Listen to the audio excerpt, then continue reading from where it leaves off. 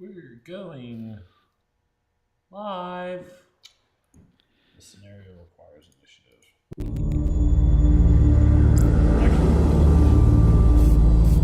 I'm going to go ahead and hit that like button.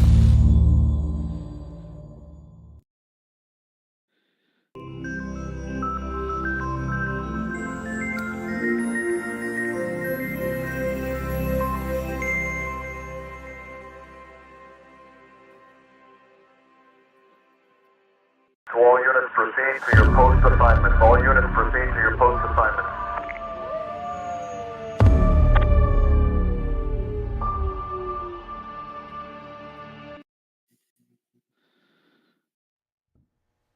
Hi, Wolfnet.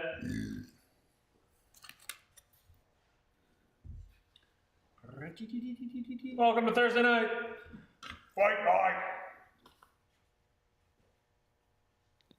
Good evening, everyone. Now Did we we're forget having to assign someone to do the intro? No! Coach said he was going to do it, and he totally botched it. I did the intro video. I wasn't going to do the intro. Oh, you said you were going to do the Thursday night intro. throwdown then. Goodness gracious. Alrighty. Good evening, Warriors of Wolfnet. Welcome to Thursday Night Throwdown. We will be your delightful hosts. I am Sean Diablo Goolsby. Here with me tonight is none other than the bruiser himself, Mr. Brute. Good evening. We've got from the far north frozen wasteland, Mr. Metal Ed. Good evening, everyone. And joining us tonight from Colorado Hippie Squad, Mr. Bourbon. What's up? And Big Kingpin himself. I'm talking about the one and only, the undeniable, Mr. Minnow, Andrew Krull. Good evening, guys. It's been a while since I've been here. It has been a long time. Thank you for joining us, everybody. We've already got the chats going on YouTube. We got Mr. White Fox, Phil Abramowitz, Jonathan Colton, Clifford Garzolini. Oh, wait, that's Mr. Brute. What are you doing? Clifford. Rob Carpenter. Infiltrating on all levels. There you go. Fantastic.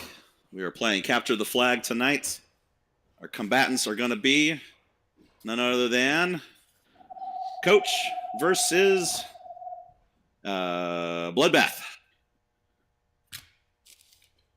That's right. Coach and Bloodbath capture the flag tonight. That's right.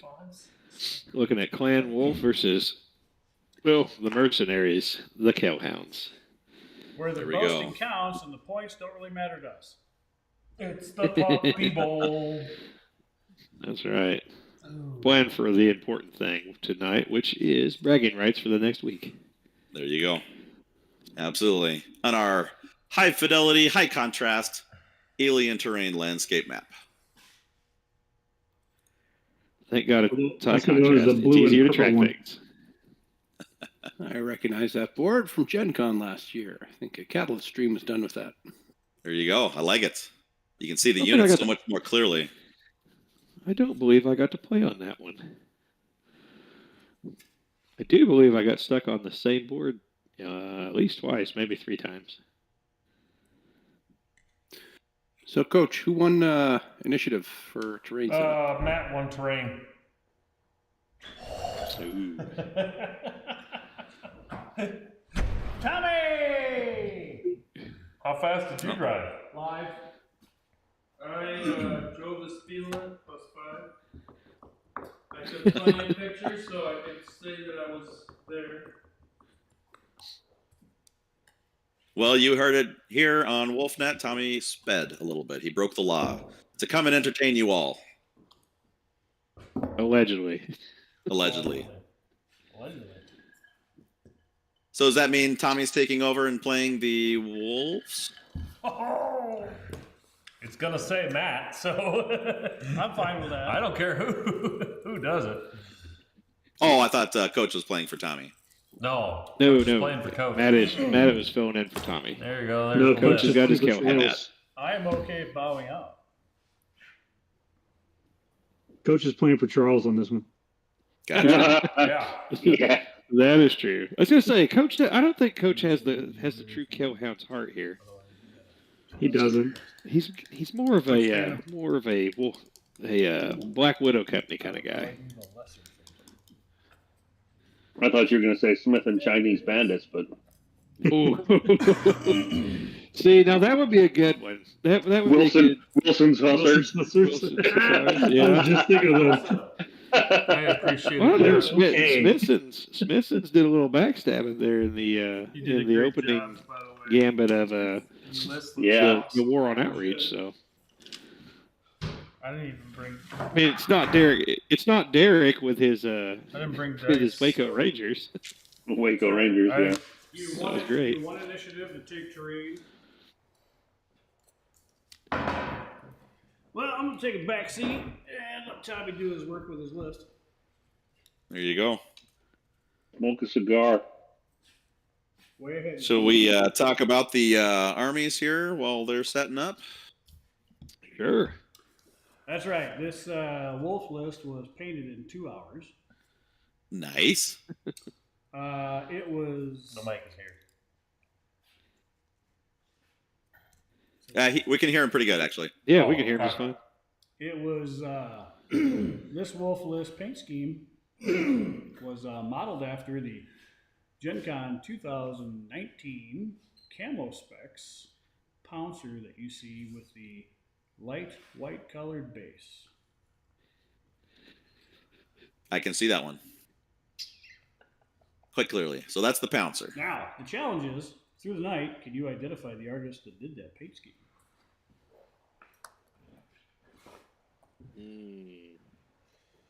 All right. I was going to ask. Deployment. I have a theory on 2 different artists. I'm gonna throw out Bushido first. 7.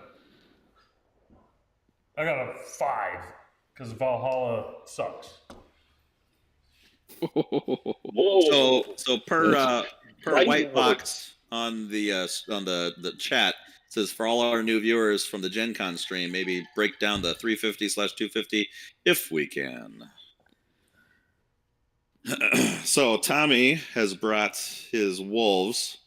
The full 350 list is comprised of a Pouncer C, a Pouncer D, a Phantom C, a Phantom D, a Linebacker D, 2 Squad 5 Salamander Battle Armors, a Warhammer 2C3, and a Ryokan E, or Stormcrow for our clanners out there.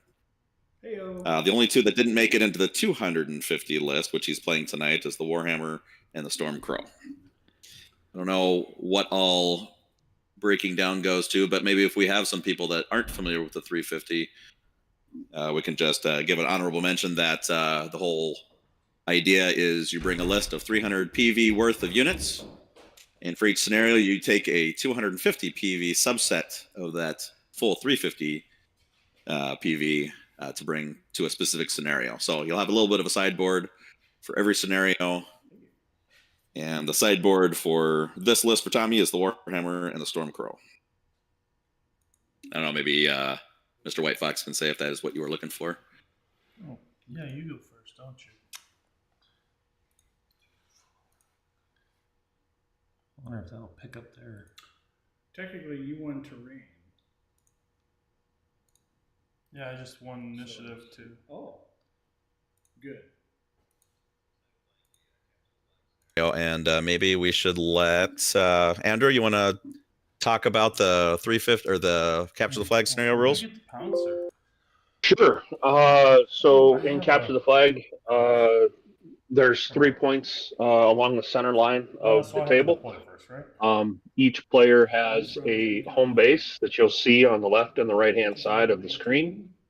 Objective of this game is to score 4 flags. To pick up a flag, you need to be on one of the center points and be on the point and uncontested at the end of the turn. Uncontested means that your opponent is not on that objective as well. If you are on an objective at the end of the turn, you are able to pick up the flag, and the flag just becomes in base contact with your unit. As soon as you're able to take that flag back to your home base, and your home base is not contested, you can score that flag as one objective. At the very end of the turn, the flag will spawn back to its original place so that it may be picked up at the end of the following turn. Need to do that 4 times to win outright, or if it goes to time, it is whoever scores the most flags wins. And there's other tiebreakers after that, but we don't need to go into that minutia Correct. here. Correct. Yeah. Yeah, so the 3 vertical, those little sand dollar things they're kind of across the map here. Those are the 3 vertical ones in the center are the flag objectives, and the 2 on the opposite sides, the left and the right, those are the home bases. So those are all the objectives that he was talking about. Klingon.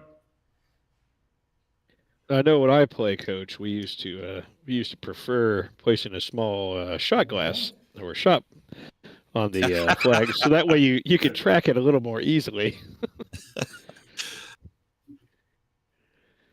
Made winning count just a little bit, it made the taste of victory a little sweeter. There you go. I think that's how Tommy and I played. Is the last time we played at Battle Barn. That is And I have never played anybody this scenario correctly then. That's right. Never did I want to be more put on the kids' table than at that Battle Barn.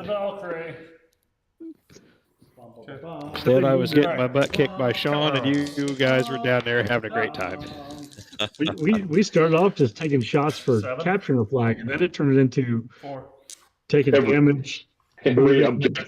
And then it was losing a unit, and then it was every pip of damage. I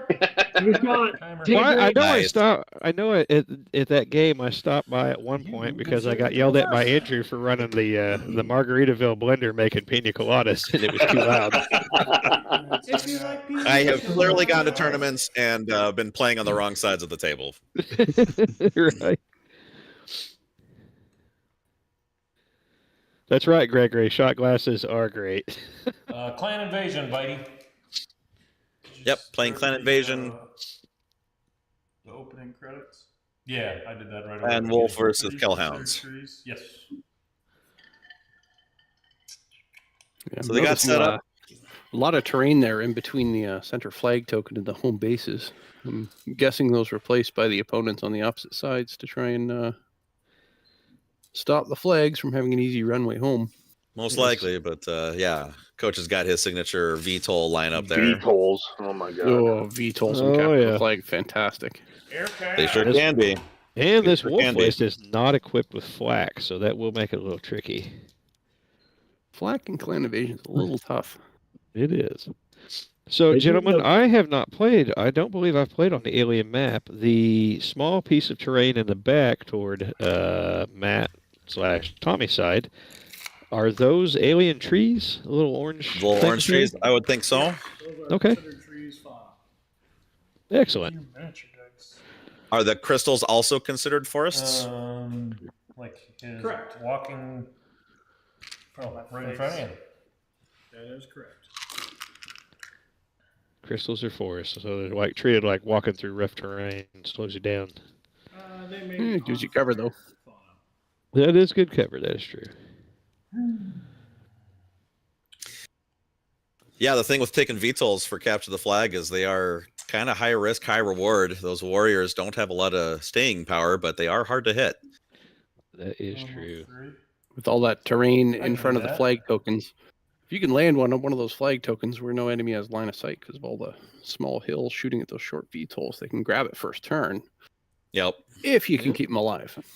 They will make great. That's the big trick, and I think with 4 VTOLs, Coach is capable, and if I recall correctly, all 4 of them can move at least 18 inches. So I believe Coach. I got the cards right here. The warriors can move 20, and the Karnavs can move also 20. Well, there you go. He can threaten all 4 3. each plus the +1 for being a VTOL in VTOL mode. As long as they're flying, they're +5 to hit. I think they're +5 to hit even after they land because they moved via VTOL mode. That is correct. If you use VTOL movement as part of your movement, you get the VTOL. Get the +1. Yep. So There you go. you're looking at 5s to hit right out the gate, and he's going to be able to threaten all 3 of the objectives at once. So that's gonna put some pressure on. If I were Tommy, I would just mostly be focusing on positioning so that I can see the flags as much as possible. Yeah. And just take some shots. Now it's So he definitely doesn't have the speed to keep up. White Okay, so Fox here's the is question. asking- Coach, Oh, go ahead. Coach, can you hear us? Okay, if you can't hear us, that's fine, because I know oftentimes we talk about things that might give one of the players an unfair advantage. You know, we're always like, oh, you should do this, you should do that. He's missing this rule. What do you need, Sean? Mm-hmm.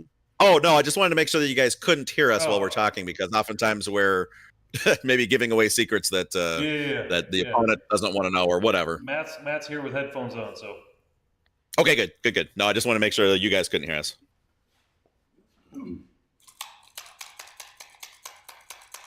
Me? Now, since Coach did place those Hextech towers on his left flank, they are going to make visibility a little bit tough for Tommy. Yes, they will. Yep.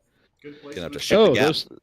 So White Fox, those things on there are the flags. They are 3D printed flags. I believe those are the flags from the Add the one for Alpha error or Strike not add the one? pack on hardwarestudios.com Right there. or hardwarestudios.co. So you'll just have to Nice. put it there. Or I can put the 5 down if you want. Shout out to You're adding. Vita. It would be 1 + Oh. 1 for VTOL. They're asking for predictions. So I can either add it now or because I usually just put I know my last 2 two predictions did not go the way I thought. Yeah, so. we'll just do that. It forces me to continue to Knowing learn how more. Tommy detests the Wolves, I wonder if he's going to have a biased playing capability of that unit. You're Yeah, hell that bent is on true. making Tommy them is work not a on it. fan of the Wolves. I am but- hell bent but Coach, making the fucking wolves work. I will have a document at Gen Con for these fucking wolves. Which is fun to watch because this is a great Don't listen to him. You move. individual leadership challenge for you, Tommy, to actually successfully try and run some Wolves. I will say this, ladies and gentlemen, as much as Tommy hates the Wolves, Coach's dice hate him too. Right. That is very true. Very true. Tempted to. You know, I think a lot of it depends on if Coach plays the patience game. I think with Capture the Flag, you know, he's got high speed. Tommy's got a lot of dice to throw with his mechs, especially with that linebacker D. If Coach can be patient and not just grab those flags because he can, but you know, use those VTOLs opportunistically, I bet you he'll be able to nab some. Now, there's Especially if Tommy kind of leaves 1 or 2 open or not quite as covered as well.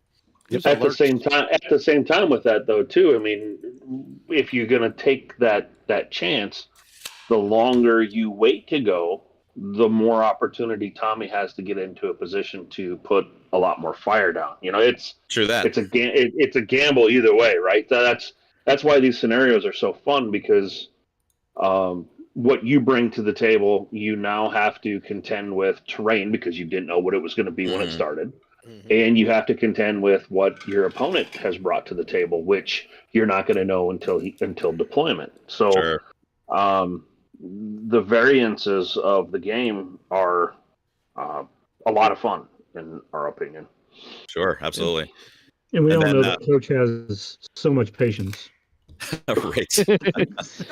Well, you know, actually, Capture the Flag is one of my favorite scenarios to play. I don't know that I've ever lost Capture the Flag.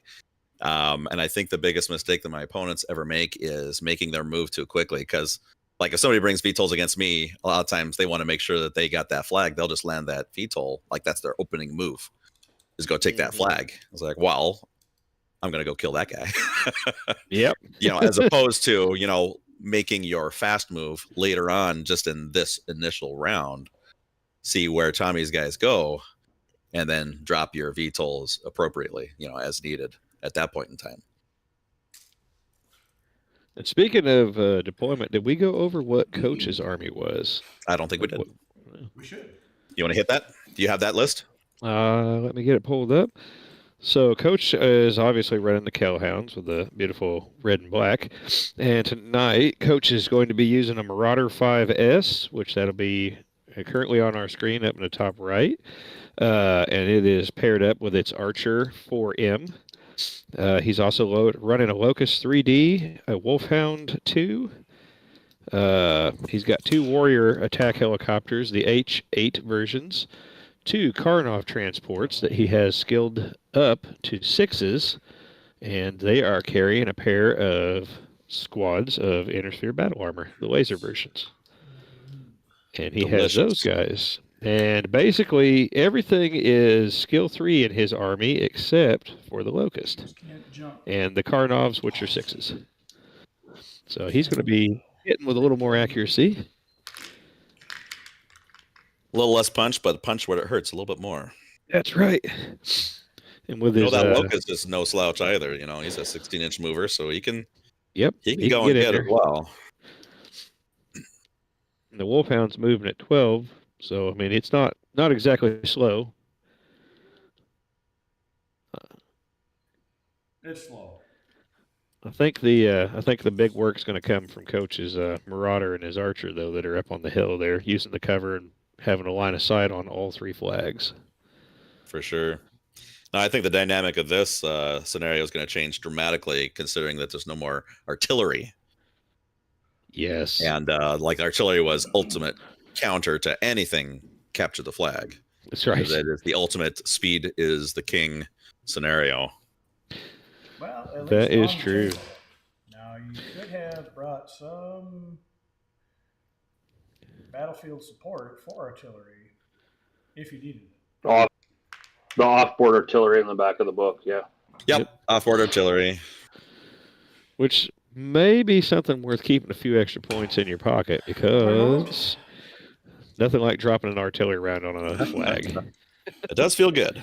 Yep. The only thing to remember with that is if you do take any of the artillery cards and have that in your 250-point list, the points spent to purchase that artillery round is automatically given as ammo to the opponent. So, something to keep in mind, right? I mean, it's a good counter to some things, but the only reason MOV matters is that's the first level of tiebreaker.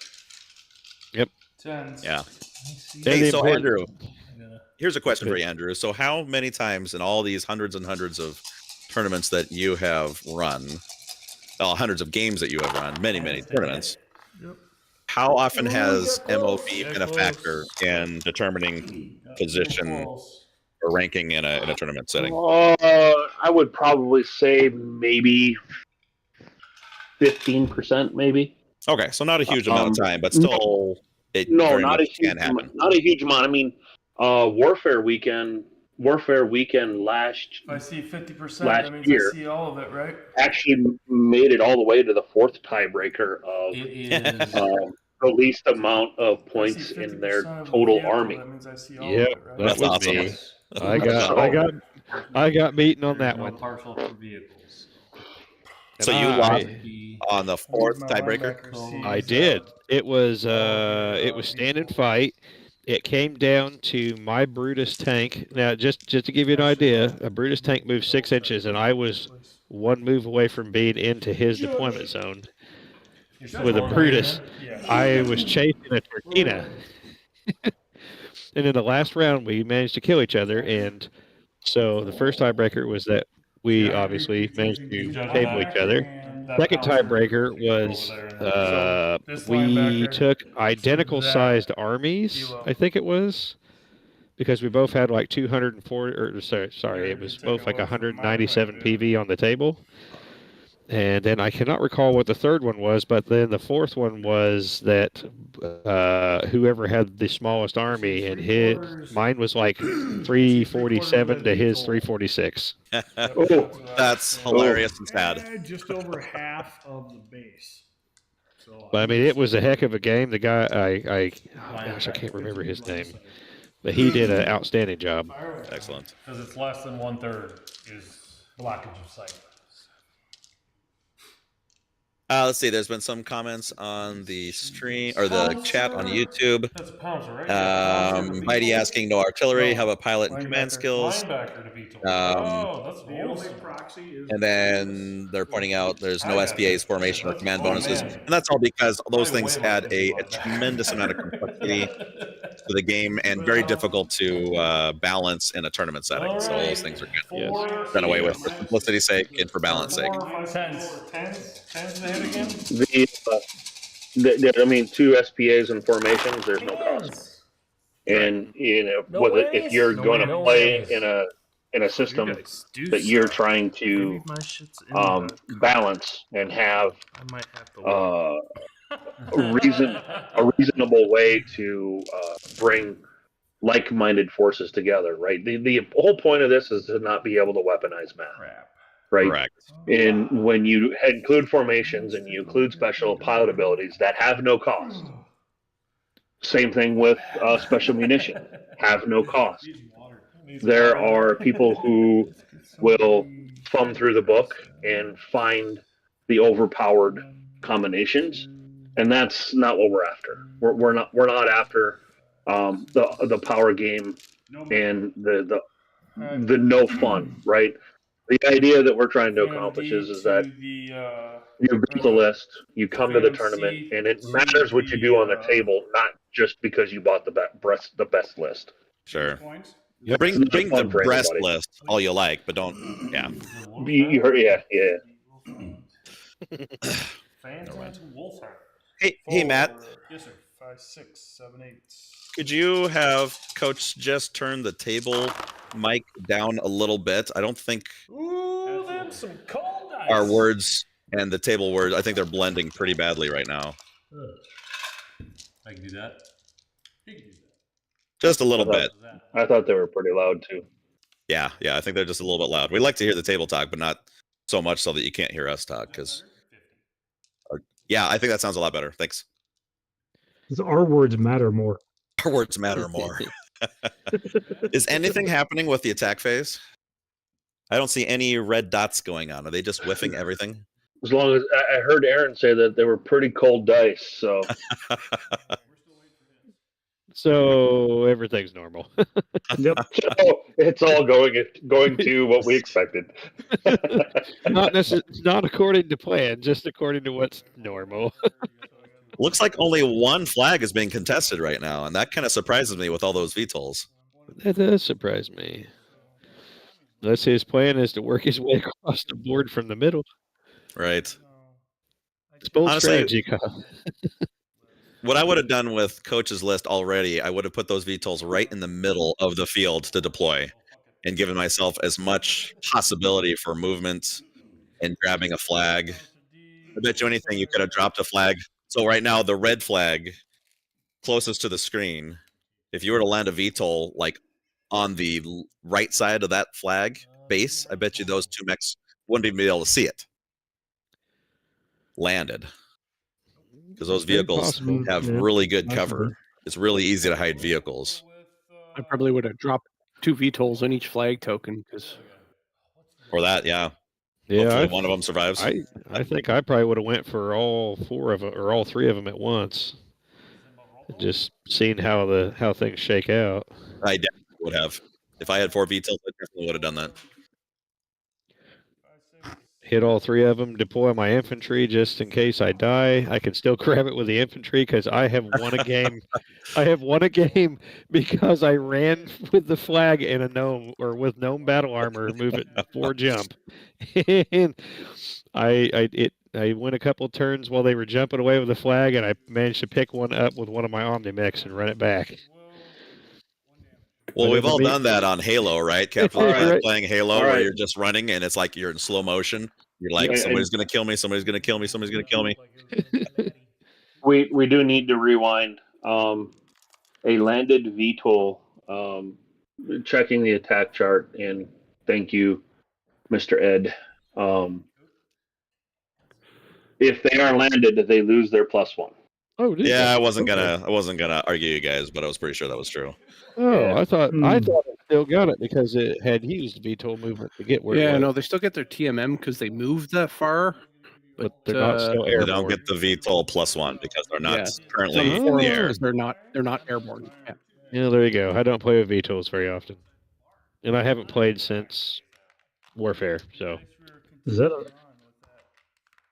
So update? something that I'd like to share that recently came across, because we are running a league here at in Minnesota, running Star League era for our league, and I've been running the Burke tank. There's a Burke in Star League era that has 4 inches of movement, right? Mm-hmm.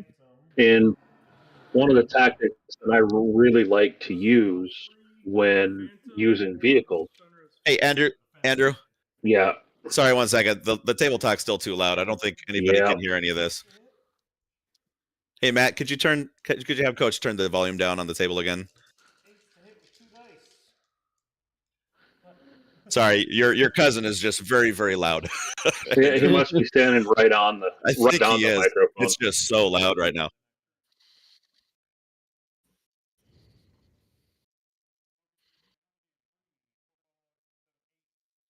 Hey, Matt, could you? Nice. Hey, Matt. Brought to you by Charlie Company Cider Company. that's right. I don't think Matt can hear me. Engine. It's a cold pressed hot dog cider. Oh, okay. Jonathan Colton says they can't hear the table talk at all. So I guess it's just us that can't hear him. Can we mute Coach? I would like to mute Coach because I can't hear you over him. Okay, sorry. Go ahead, Andrew. I'm sorry to interrupt you. No, I was actually kind of having a hard time actually saying what I wanted to say because it's loud. So one of the tactics that I like to use is when we take tanks that have tracked movement, right? Units that have tracked movement are able to enter wooded areas.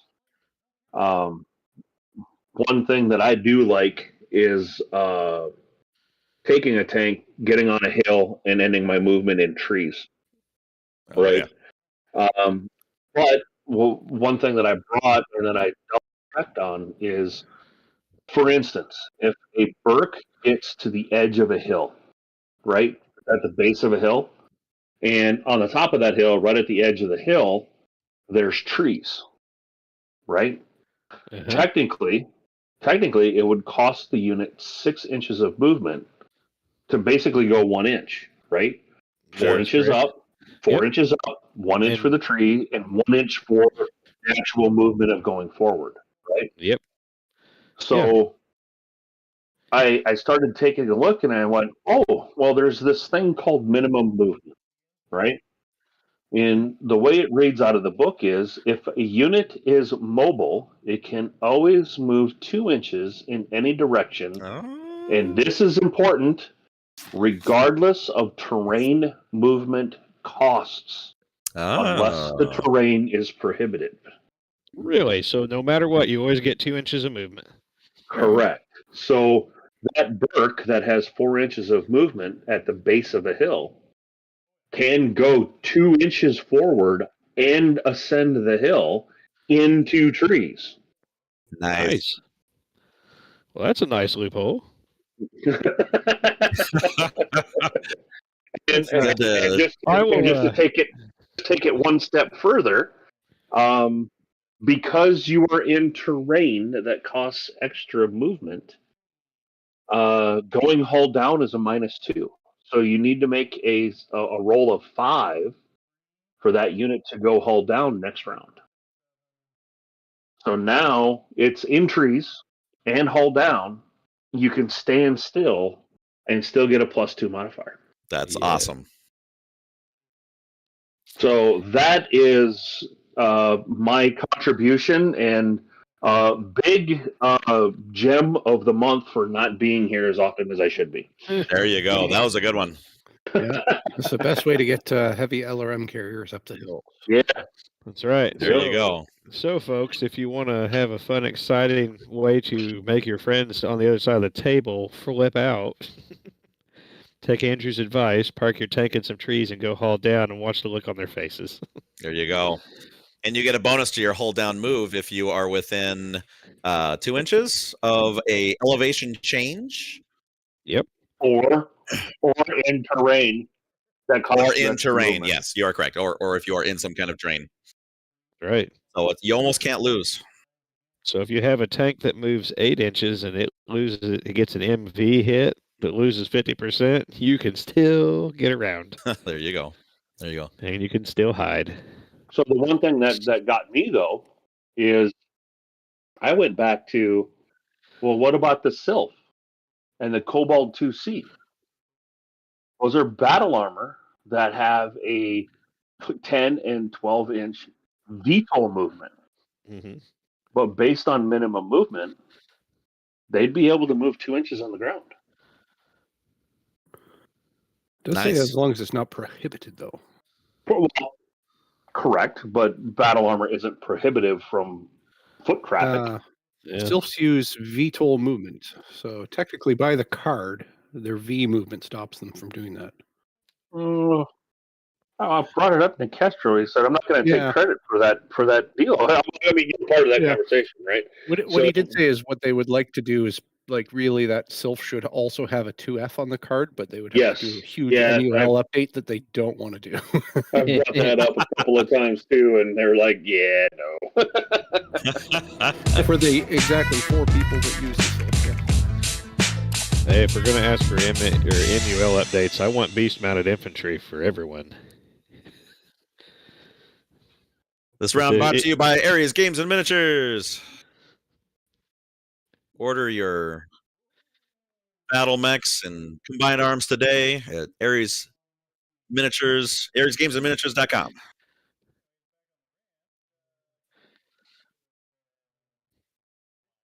It's got 1 flag. All right. So Andrew, I was talking. The reason I mentioned adding the beast mounted infantry was because I was talking to Jason Hansa, and I'm really wanting my the Steiner unit that I want to build to have the kangaroo troops, the hoppers from his story. Oh my God. I think it'd be hilarious. That's right. Well, let's see. We almost lost a pouncer, I believe, on Tommy's side. And then he had another Phantom that took a few hits and then a engine hit for critical. So got a little punishment. I don't think he hit Coach at all, but Coach certainly hit back. Ooh, we have a VTOL bringing the flag home. VTOL bringing the flag home. So, yep. And he's got 3 more in reserve down south.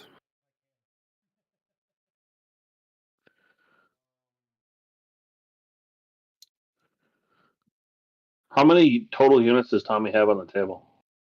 Not enough. I believe 7. That's the answer. Tommy never has enough. That's a great answer. That's a great answer. 7? Okay. 6 to 10? 7. Coach has 10 and Tommy has 7. Okay.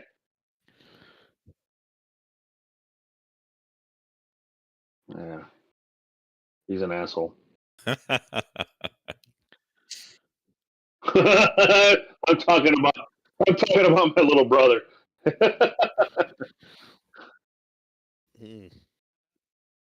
Ooh, Coach is making a run for it. Mm-hmm.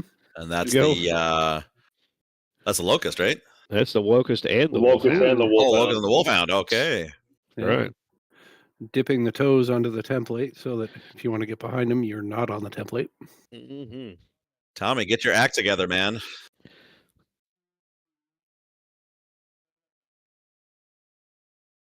How many units is he moving? All of them. Well, he would have had to move. Let's see. If front-loaded initiative, He would have had to move at least 4, 3. No, he should have moved 3. Well, he doesn't have 3 times the number of Tommy. Don't you just it move should 2 at only a ever time? be 2. Yeah. He should have moved 2 for 3 rounds. Is what it is. 4 Right. rounds. What should have been. Oh man, As long as coach is making mistakes in your favor, just let him do his thing, man. that's Right. right. That's fair. That's Just- true. I mean, That's how that works. and Tommy needs the win. So It's a final. Let coach do what he does best and forget his, special armor and special weapons and stuff. I won't. I hate to say it, but I played a whole game the other day with a mech that had 1-1 heat, 1-1-1 heat the whole game and never fired it. Oh, jeez, Louise. And got This got kills to, the got towel. to the end of the game, and I looked at the card and went, "Oh shit! I've had heat the whole game." Oh my god! Yeah, Look at your cards, people. That's right. That's right. That was a scenario play, so it wasn't mechs that I was used to, and I got assigned, and I didn't look close enough. So So let's see. pro That's tip. right. That's right. That is something that I will say for a lot of new players too. When you do come to an event, right? I think one of the most important things that you can do at the start of a game, if you're new, is once everything is deployed, ask to see your opponent's cards. So knowing specifically how far each unit can move is, in my opinion, extremely important. Let alone knowing where the big hitters are, right? Yeah, Yep. see who's got the improved skill. That's Yeah. great advice, Andrew. Just for stopping like hurt feelings and Oh yeah. like, annoying frustrations. I See, tend and to- I'm to a point in my play that I will, if I know specifically that I'm playing against a new player or someone who may not know the MUL as well as I do, that I will say, hey, this is a unit you need to watch out for. This is a unit that can hurt you if you're not paying attention. I like this. If they haven't asked. I like to tell people sorry right off the bat. For what I'm about to do for you. I'm really to you, sorry I am about very this. sorry. So looking at this here, so we've got Aaron is on in this angle, the far template again, but that does not have a flag because that one's being scored at his home base. Yep. He's threatening the middle with the Locust and the Wolfhound. Does Tommy have anything to get to that middle template? That linebacker might be able to make it. I believe that so the Phantoms move 18, the Pouncers move 12, and the linebacker moves 12. So I think he has the ability to get everything there. Or everything he has can get to a flag currently. It's just how much punishment do you want to take? One of my players here in Minneapolis, Mr. Bob Mahoney, loves the Phantoms. He's a big fan of that unit. Oh, they're a good unit.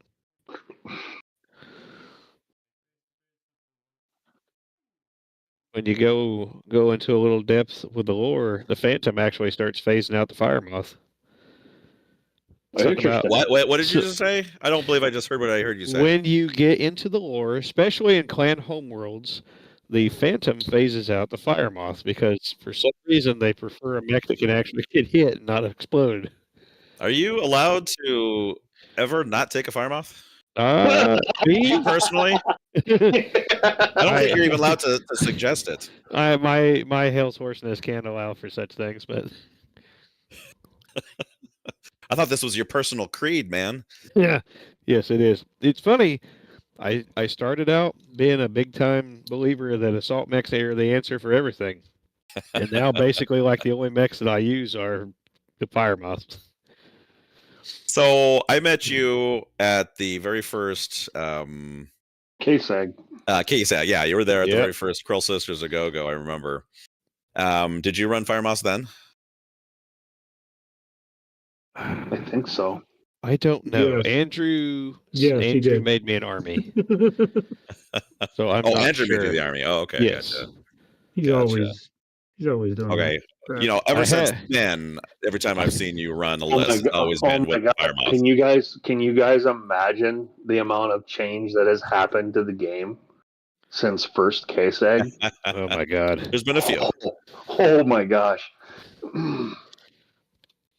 All right, Tommy, get in it.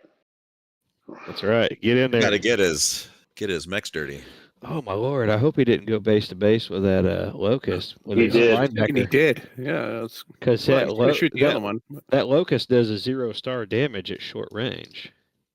Because it's the Davian one that has the 2 LRM5s. Ah, maybe you didn't. Ed knows. Sometimes you just gotta get documented. Because I've got Sarna up and I'm looking at what versions are.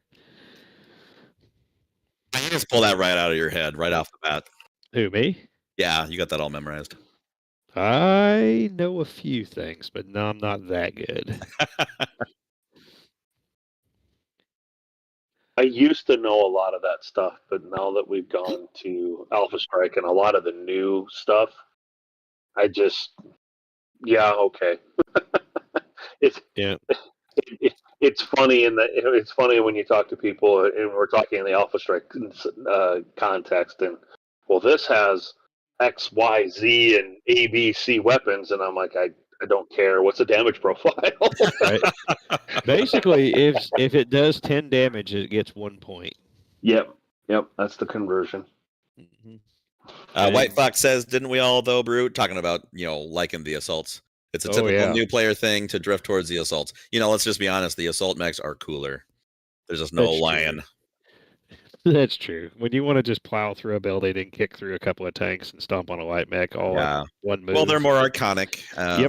Yeah, way more iconic assault mechs than you do of any other weight class. Oh, Are there any iconic lights? I'm really happy that we got to this place being able to put 250 on the table, because I think you're going to be able to put assault mechs on the table now, and they will actually be able to affect the game, even though they're slow, right? Yeah. Being able to put a 56-point unit on the table, but being able to skill it to a 3, where I can take advantage of that maybe 3, 4, or 5 damage at long range, that makes a huge difference in the game. Everybody always says, well, 350, you don't have long range combat. And I'm like, I don't think you're playing the game right then. Because I love my Marauder 2C at a skill 3 and F people up with that 5 damage at long range. Yeah. The Marauder 2, 2C, 2, C. Depends on the second of the battle. That's right. Those damn riders. Oh, that was so funny. I have a fun story for that, but maybe we'll tell that maybe on the podcast. But there you go. What are you doing? What are you doing, Aaron? The salamanders are coming out to play. Oh, getting some rear arc shots there on the linebacker. He's gonna have details. Mario saw the list I ginned up with 3 assault mechs, an assault tank, and a light mech. Yeah. What'd you throw the light mech for in? Just to be able to run and go get beers for everybody, or what? Pretty much. I had the points. Somebody's got to be a cheerleader. Okay, so here's one interesting thing. Hey, Tommy's got 2 units behind that building. What are they? He's got one at the top of the screen that's behind that hill. The one at the very top is that's a phantom. That is the one at the very top is a pouncer, because it's got the pouncer. Yeah, that's what I meant. And judging by the amount of movement he has on that tape measure, that's a phantom. Well, we got Matt on the line. Why don't we just ask him? He should be able to tell us what everything is. Is the 2 that Tommy's right hand is? Are they the ones both phantoms? Or one's a Stormcrow, one's a phantom? No, he doesn't have the Stormcrow or the Warhammer. Oh, he's got 2 pouncers, 2 phantoms, and a linebacker. Okay. Oh, one's a Fenris. Okay. Oh, I'm loving the Fenris too. I played it a couple of times as of late. That is a solid unit. The J? I actually prefer the D. Okay. Yeah, the AMS. I've been looking at that one lately. The D is a 440 16-inch move, 5 armor, 2 structure for 42 points or something like that. It's 45. Well, okay, I was close. Because if I looked at pairing up of a D and an H. Ah, all right. And that's 90 PV or 1 skill 2 J. Yeah, the It's a lot skill of points wrapped up in that skill, that J, man. Yeah, but I mean, and this is something else that I've been kind of playing around in my head too with going to 250, right? Sometimes I'm changing where I want to skill my units now, right? Now I'm looking at I want to skill down my bigger units that have the more armor and the bigger weapons because A, I can throw more damage and hit more often, but B, they have the armor and structure to stay on the table longer, take advantage of the fact that they have that skill 3. For sure. Yeah. I've seen from the beginning some changes made to the 350 format and whatnot, and some of these changes have been really good. Limiting era, limiting faction was one of the best moves you guys made.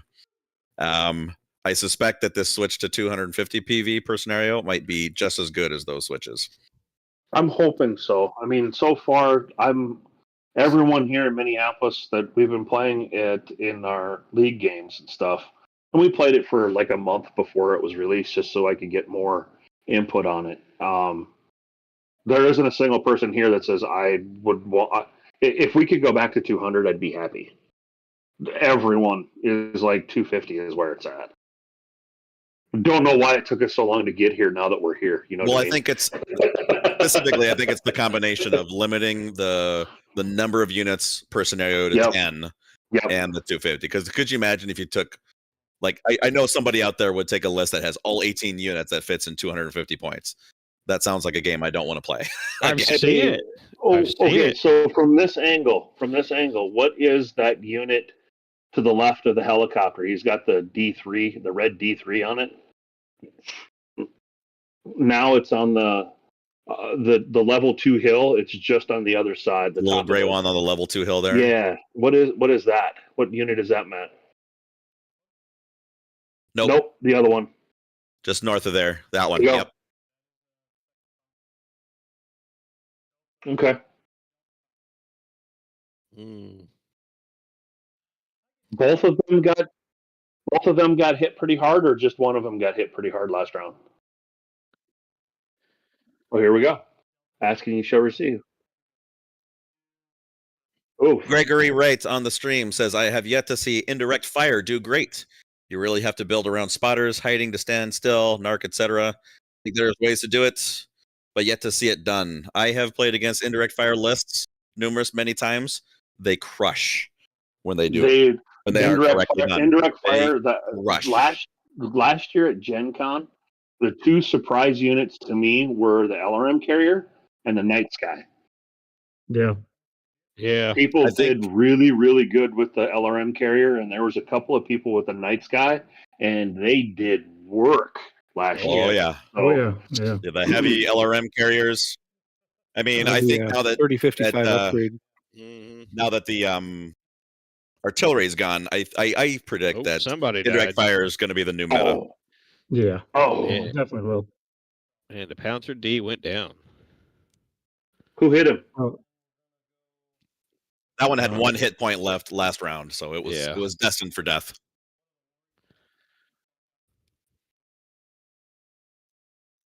Okay.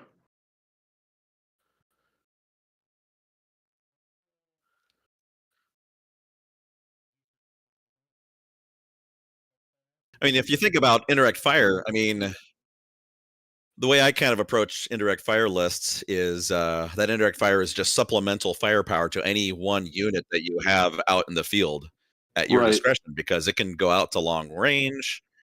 Yep. And so I kind of take it like, I'm going to put this Atlas, which has 4 damage at medium range, there in the middle field somewhere, plus, 2 heavy LRM indirect fires, which adds 10 more potential firepower to my Atlas's 4. I mean, all that combined is going to delete something, and it's going to delete whatever I think needs to go this turn. Is as long as you're able to manage your 2 hits, right? Because I mean, doing indirect fire, you're going to have quite a bit of, not quite a bit, but I mean, you'll have additional modifiers. A little bit of a penalty, but you think about it, so you take a heavy LRM carrier, for example, maybe scale it to 3. Aaron's And then- rolling out of his mind. Yeah, he's got some tonight. heat. Some weighted dice. Mhm. But do that trick that you just talked about. Go hull down your indirect fire in cover. He's holding still, gets a +2, and then can start lobbing shells at with a hold still bonus. Then you're going to be hitting pretty consistently. Yeah, it's I mean, the thing you have to watch for on the hull down though is that all of the damage output has to be in your turret. Sure. So like an SRM carrier, an inner sphere SRM carrier, you can't go hull down. Doesn't have a turret. Very true. Now he takes a damage back though. Doesn't he? Was it not for a physical attack, just a charge? Just a charge. Okay. I don't Just think a it was a charge. charge. That would be a very interesting charge.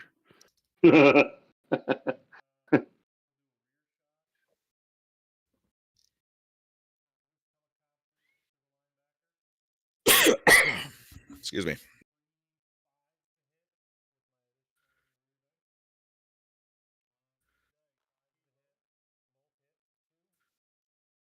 Well, this is interesting, with they're asking why they can't hear Coach and Tommy.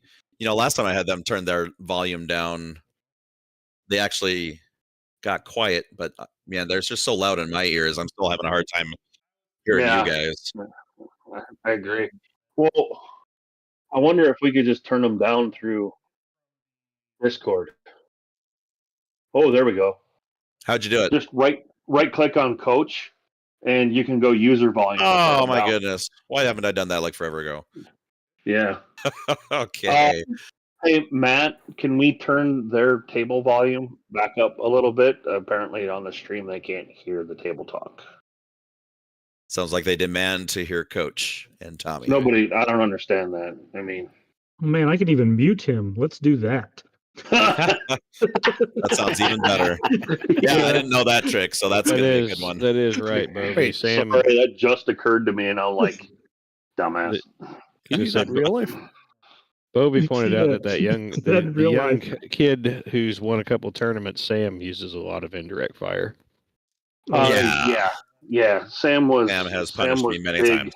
Big on artillery and big on indirect fire. Yeah, it did some work for me last year at Gen Con too. I mean, I was running those 2 heavy LRM carriers, Yeah. and they were putting in the hurt on things. How'd they do in your game against Gideon? Oh, they were great. They were great. He ran his little stinger up on it and realized it had a turret. Oops. Surprise! We live for Yeah. those moments. Oh yeah. It was great. That's one of the funnier upgrades when we were doing the Armor Up podcast about the SRM carrier, and there was like no turret, and then you got the word of Blake one, and I'm like, well, there's a turret on this one, so things turn real hard the other way. Oh, that SRM carrier C. I was just gonna bring that up. Yeah. I can't wait till to get that in a tournament. Yep, I was just gonna bring that guy up. That guy is wicked. Every SRM Intersphere SRM carrier, every clan player is eyeballing that like, oh yeah, it's coming home. Yeah, I ran one of those at the local con we had a couple weeks ago here in Denver. And now you have less that's friends, right? Well, yeah, pretty much. It's Intersphere, Clan General, and Mercenary. Pretty much everybody's got it. Mhm. Yeah, except the Dragoons. It's stupid.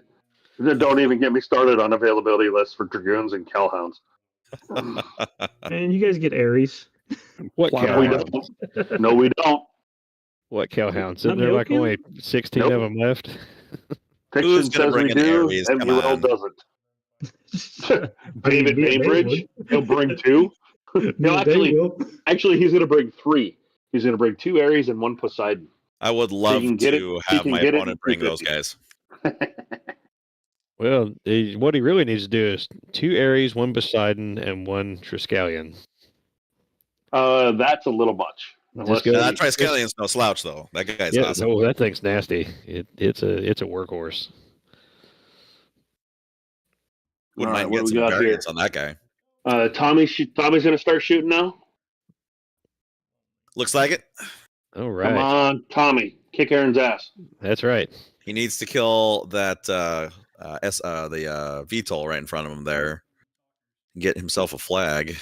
Why did the pouncer that he removed just not have shots? Is that why it's off the table already? I don't know. I don't know. Okay. Maybe it shot already and we just missed it. Could be. I guess we'll have to unmute him now. Oh my God, they only got 30 minutes left? This feels like it's gone by so fast. Right. Yeah, no, that's round 2 and they only got 30 minutes left. Oh, the Pouncer he sprinted, so he didn't get to shoot. Oh. No. Okay. Why did it sprint to that corner, I wonder? Probably try and threaten those guys behind the hill because they're just going to stand there and lay waste because I believe those are both skill 3 units. So standing there behind the hill, they'll get a 2 effective. There you go. Yeah. Yeah, they're both skill 3. They are.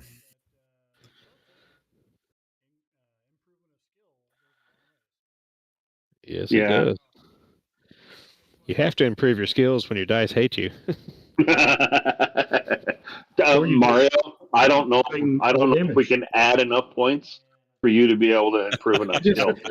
I just need to get you guys to a skill 1. No. Do we need to start enforcing like handicaps? Right. People like Mario need a couple extra PV. Yeah, but see, scenario. when you win a tournament, there's no excuse for bad dice rolls. Right.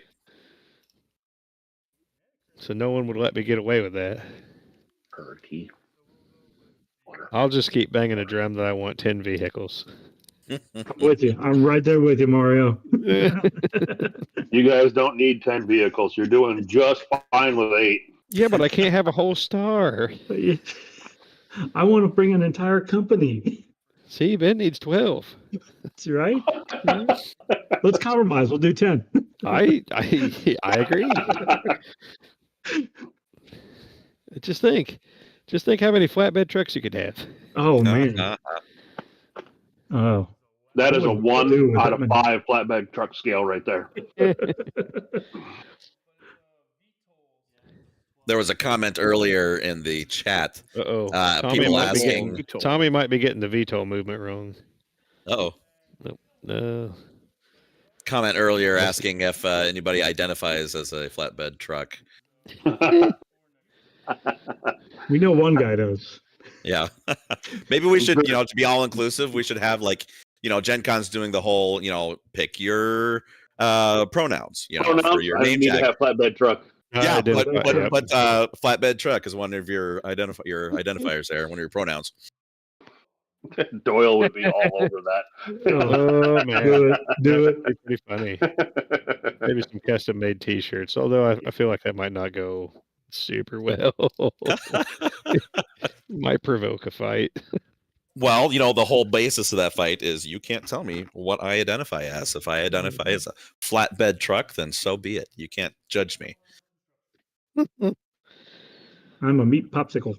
There you go. Yeah. There you go. Good line. That is a good line for a movie. Mm-hmm. Yes. Oh man. Do you classify yourself? Are you classified human? No, I am a meat popsicle. I identify as a meat popsicle.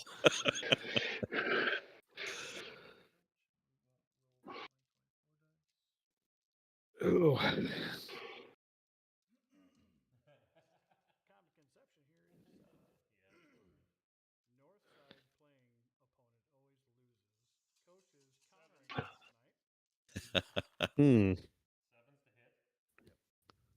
See, for some reason now Matt is really quiet too. Ooh, there we go. I see a 12. Is that a 12 or is that a 1 and a 3? Just going to point out that Charlie dice did not let him down. Nope. Charlie dice are holding their own. They're representing. Yeah.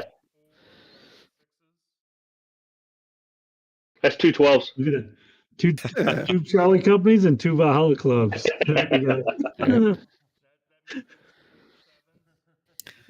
I'm just gonna let everybody know here. Denim was showing off. The Mech Bay has dice now, so make sure that you're hitting him up to get dice. Nice. Everybody's got dice. I got my own dice. Gotta get some Diablo dice. We're moving to beer steins and cup holders. Nice. I Valhalla Club koozies. Yeah, Valhalla Club koozies. my Valhalla Club dice don't like me, but I am totally on board with the beer stein. I don't have any Valhalla dice. You haven't been to a... Yeah, you don't go to conventions anymore, man. I haven't played a single game against a single Valhalla member. I know. You and I have never played, ever. Nope. I think I was there for your first 350 too. You came to the Source in Minneapolis. Yeah. Oh, I thought you were talking about that first time that he played, the first game he played against me, which I still feel really bad about. Oh my God. Mario's dice that whole weekend, I don't know if you rolled higher than a 5. Well, no. All weekend. Ben's first 350 tournament game was against me and that nightmare army that helped lead to no more faction era bullshit. That was when he dumped like 8 points of elementals or whatever they were. No Iron holds and tortoise twos. Oh, yes. Oh, those are those squad. That was that squad 6 bullshit. Yeah, yes. that was. Yeah. That was a leading contender as to why that was switching. Riding around in hover cargo Saladin cargo. Yeah, clown car, I believe. Yeah, that was pretty horrible. No, your first 350 was at the Source, wasn't it, Ben? Yeah. Coach lost a locust. I think we just played a couple scenarios. It wasn't an actual full tournament. Oh, that's right. You were in town because your wife was doing a training deal. That's right. Yeah. And I was like, hey, I got nothing to do. And Andrew's like, well, come over here and learn how to play Alpha Strike. I'm like, okay, cool. Yeah, I think it was like, 8 of us or something like that? Yeah. Yeah. It was a mini tournament. That was before we had any mainstream tournaments. And then like 3 weeks later, I went to Battle Barn. Yep. and got abused by Mario. Yeah, that was bad. It turned me into an alcoholic at that point. Did you really need a lot of turning though? I didn't. It was, it was a gentle nudge. That was the Gen Con before the Margaritaville blender. That's true. Yeah. That second one got a lot worse. Oh, battle armor down. Oh. The coach has lost the battle armor and the locust, and then his Wolfhound has had the crap shot out of it. Kick his ass, Tommy.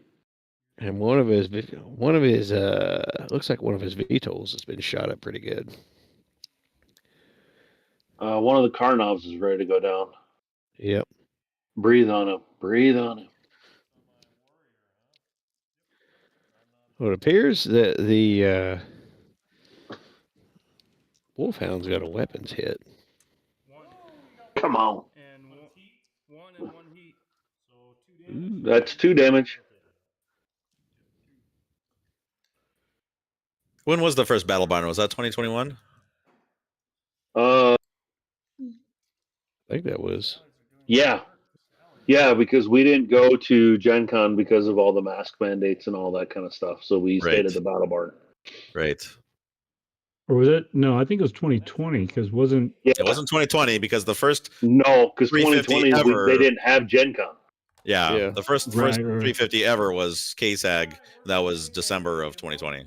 Yeah, that was December. Yeah, I was in my garage and it was 20 degrees outside. Mm-hmm. Good times. I'm still so thankful you came over, Sean. Oh man, I was so glad I went. I have, who I have to think about that was actually Beth and Frank, the guys that own Fallout Shelter. Oh, okay. They're friends of mine, and they're the ones that actually said, "You like Battletech? You should check out Wolfnet guys." And I was like, "Who are they?" And so I, checked out. I listened to the podcast a bunch, and then I don't remember how I found out that you guys were actually playing a game. Yeah, because I didn't have Minnesota Battletech going by that time, and I don't think we were on. I don't remember how Maybe I found we were. Yeah, I don't really either. that out, but I did, and then yes, I'm very glad that I came. I almost didn't. No, I'm so glad you did, man. Yeah, me too. Thank you, sir. Thank you. It's been a great ride. Yes. Speaking of checking out, this round is brought to you by StarCorp. So make sure you check out some of our sponsors for some cool stuff.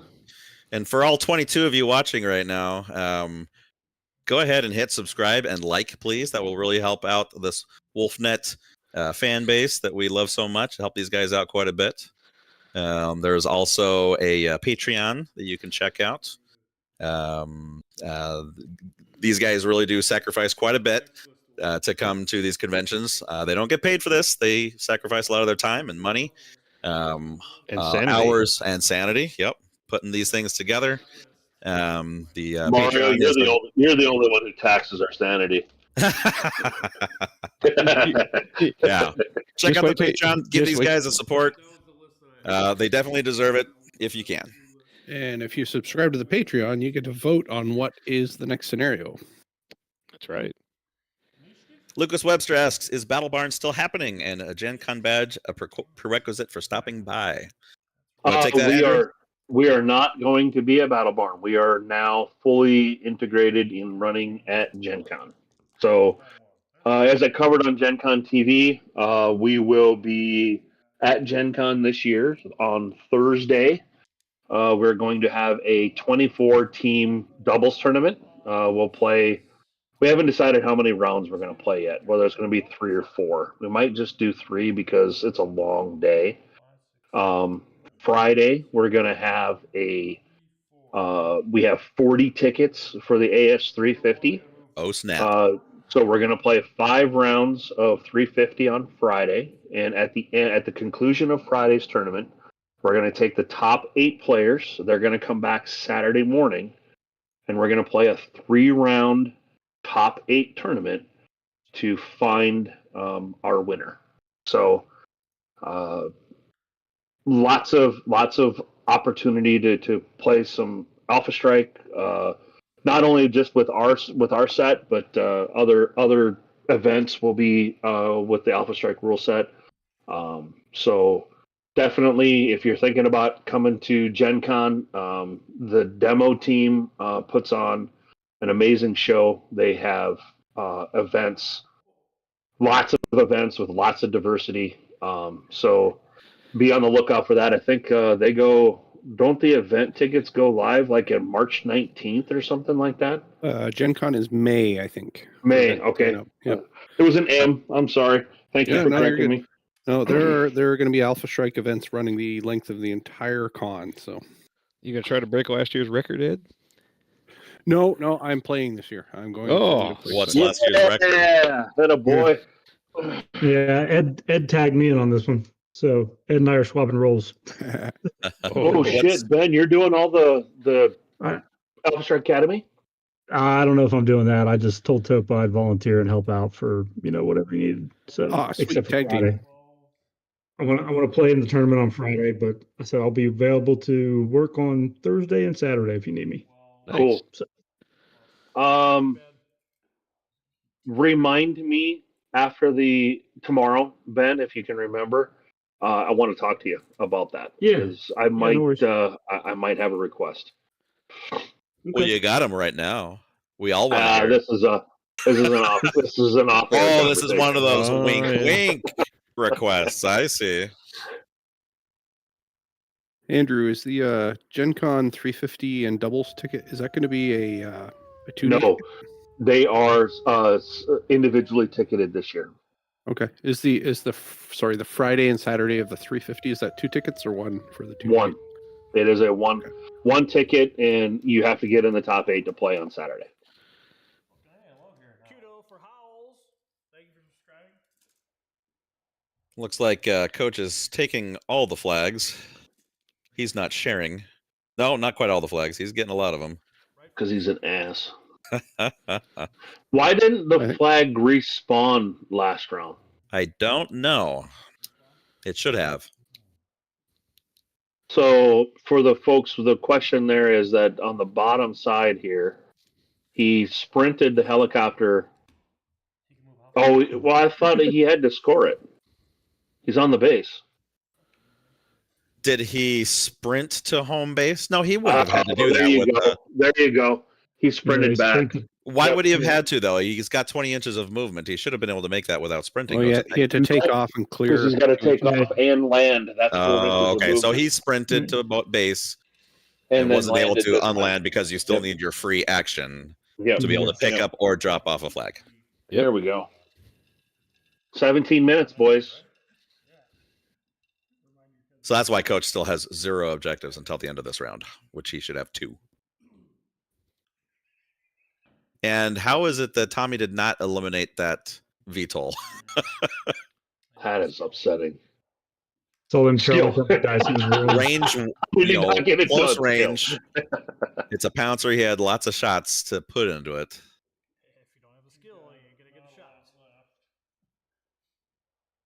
I'm noticing Coach is definitely using his higher unit count to his advantage here. Definitely. Yeah.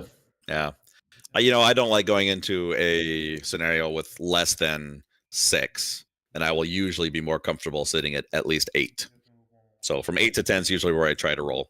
I'm finding my lists are coming in right at about 7 units. Yeah, my 250s are coming in about 7 units. Yeah, it's not bad. I'm a 10 unit kind of guy.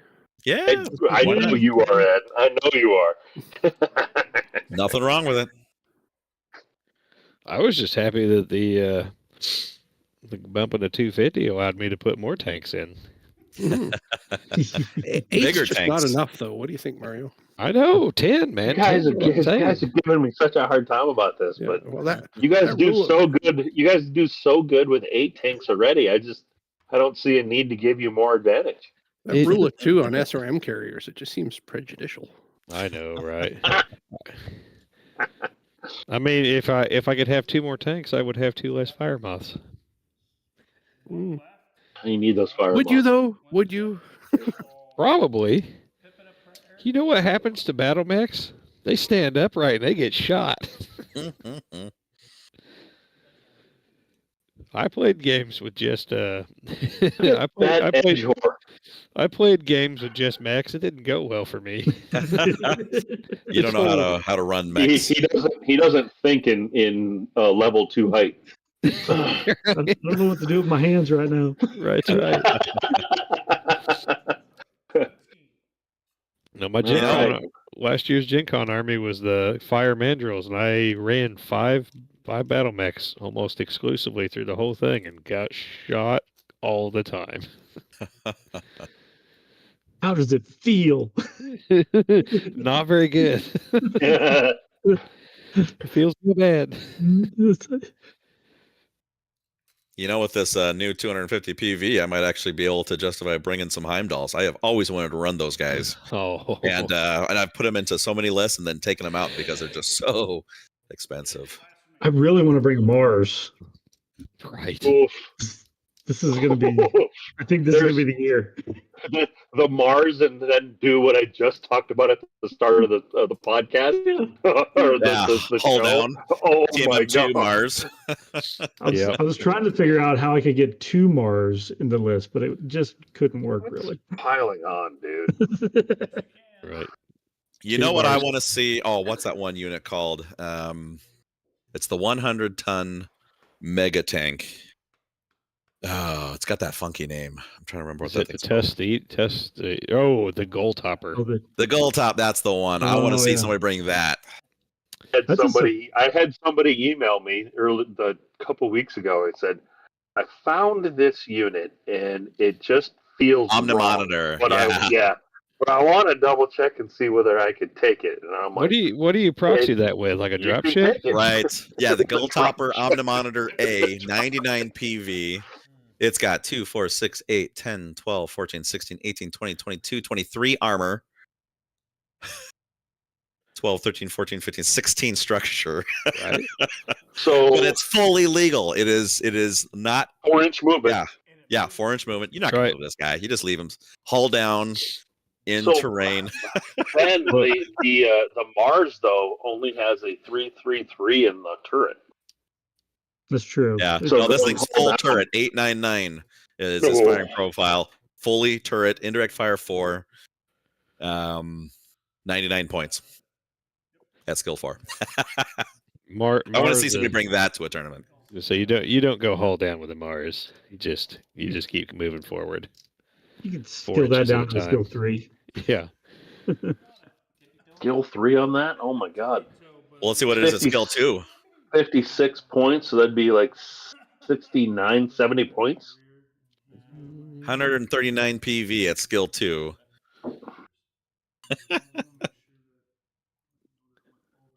Take that and a bunch of flatbed trucks for your 250. There you go.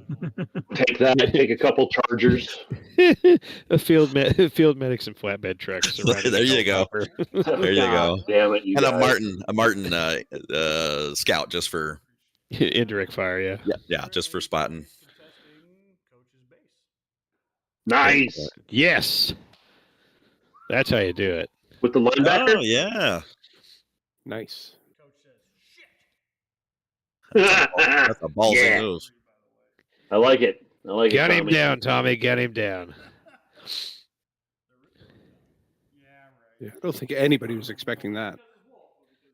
You know, I do recall a time when we were talking about capture the flag rules, and I said, well, what if I run into somebody's base? And Andrew said, who the hell would do that? And I said, and then he stopped and he goes, And I forgot who I was talking to because Right. Captain, who's going to screw a scenario up? It's called Mario.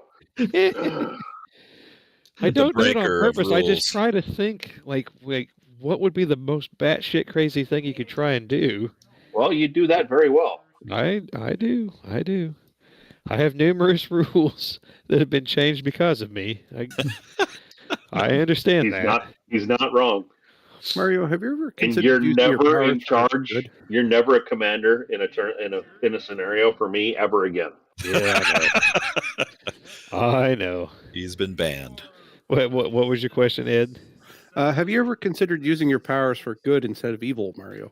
I do. I do use them for good because there is shit that I have brought up and they have changed without me ever actually bringing it to the table because they're like, who the hell would do this? And I'm like, I would. The 350 has been vastly improved because of Mario's contributions. Yeah, I've done some things. I'm responsible. Things. I've seen things and I've done. I'm also responsible for an MUL change. So, Which one was that? remember when it was Nikestrel and Greek Fire were on, and they were like, so did you guys make these changes make these infantry changes because of the Wolfnet tournament or the Southern Assault tournament? And it was like, no, Mr. Brute's been screwing this up for a lot longer than that. Oh, you changed the IT to cargo to IT. No, that wasn't you. I changed that. No, I but thought it was think because of Mario that It was changed. because of Mario, but I think Mario was the brawler discount was removed. Oh yeah. Yeah. Okay. I caused the revalue on all the BA. Not one of my proudest moments, believe me. It screwed myself. You could have hurt funny. yourself on that one. See, we got to get like this grand title for Mario. He's he's the changer of the MUL. He's the breaker of rules. He drives men to booze. Yeah, but I provide the booze. Well, yeah, yeah, that's fine. That's fair. Yeah, that's true. Oh, what'd you get? That's a 10. 10 for the crit weapon. Is that a vehicle you're shooting at, Tommy, or is that a mech? Ooh, that's worse. It's a vehicle.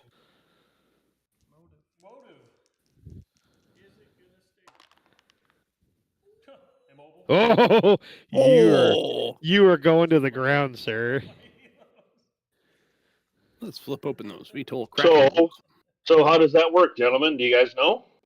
Yeah, the vehicle becomes immobile, and it takes 1 damage for every level it comes down. I don't it's think just 1 it's damage every and level. outstrike. It's just 1 damage. Well, 11, isn't that crew killed? That was on the No, motive. it was He got a motive roll. Oh, that was a motive roll. Okay. Yeah, so with a VTOL, a motive roll, that's that thing's totaled. Well, his VTOLs are probably landed anyways. Yeah, they would have been grounded. Oh, then it doesn't crash, yeah. Yeah. Then it just Well, sits Coach there. has lost his Wolfhound, and he's got 2 VTOLs out of commission. He still has 2 more VTOLs. Iron Eagle. I don't think that was Iron Eagle, was it? Was that Apaches? It was Iron Eagle. It was F-16.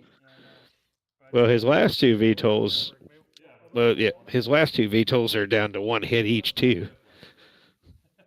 Oh, yeah.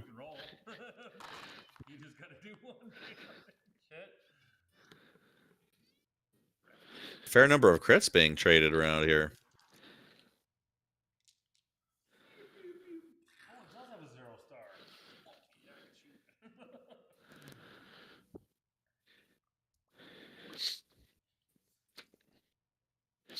Sometimes you just got to pick up your dice and yell, I cast Gauss Rifle.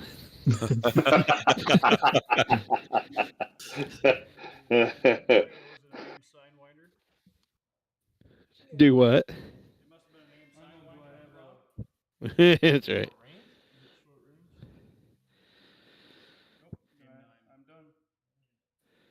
What do they got? 6 minutes left, 6.5. Last turn. Gonna start round 4. Nope, return fire. Oh. Yeah, if they do it quick, they might be able to roll initiative again. So, okay, so question to you guys, right? It's one of the more frustrating things for me doing TO work is getting people to get the game started on time and then getting people to finish on time. In this situation, right, with the number of units that are on the table, do you need to do something like within the last 3 minutes, just say, don't start a new round? If this was a tournament at a premier event, I might, but okay. I think they're playing a little more casual. That's hard to define, though. That's so ambiguous. That's what I was asking. Well, and then I would say, I would almost wonder if the TO themselves has to make that judgment call based on some games, because if you're tied on objectives, and like say you've got that Phantom that can, or a VTOL or whatever that can reach the rear, and you stop them from having 1 round when there's 5 minutes left, that 1 round could decide the game. It can be a big factor for sure. Mm-hmm. Yeah, how do you make that decision? If it's 1 table, if it's 2 players down to the last couple of units, then probably not. But if it's it's because Mario's been running the blender half the game instead of playing, then I'd probably make that call. It's usually not me that's done super fast. That would be none other than the Cyclone. You play her, and my goodness. if she's not done in 20 minutes with you, a lot of 6s there. That's a lot of 6s. Ooh, it is. I have never not played a game to time. I don't think. I have always played to time. Even against Cyclone. Yeah. I mean, most of mine go close. God, the last 3 games I've played, I've finished with 20 minutes left. I've never done that. I don't usually have a very large MOV, though. I don't really do a lot of damage. Yeah, I think the only games I've had go to time is me and Charles's mandatory convention games. So. Well, I know Charles and Ed had a game at Gen Con that went to time, big time. Well, that was LVO last year. And what I Yeah. was going to say was the 10-unit cap, I noticed, has changed that a lot because LVO last year, almost all of my games went to time. This year, with 10-unit cap, I think I had one game go to time. Nice. Really? Really? Even now, Okay. still, I'll always go to time. Because you're not hiding a flatbed truck behind a hill in the back. Right. We all know what we're talking about. Adepticon last year, I think I had 5 Protomechs in every list. So I think my smallest list was like 12 or 14 units. So it took a while to do my movement. Ooh, there's some more 6s and 5s. And it's coach that's rolling. This game sucks. Need to drive down there and have Z beat his ass. Yeah, she's itching to play again. She's I was gonna say I haven't seen her come to things for a while. Yeah, she's deep in volleyball right now, so that's priority. As it should be. Yeah. All right, another round going in. Looks like this one's brought to you by Hextech. Battlefield in a box. I have quite a bit of the Hextech products, and they're fantastic. They do look really good. They'll look really shiny. I believe we're looking at some Hextech right in front of us here. That is true. Those buildings, I believe, are Hextech. Has anybody captured a flag yet? Still looks like 0-0. I thought Coach captured one. No, Tommy's on his base. He can't score. But I thought he had one before. No, he sprinted. Sprinted. Oh, that's right. So that's. And everybody got eliminated on that third flag up at the top there. Well.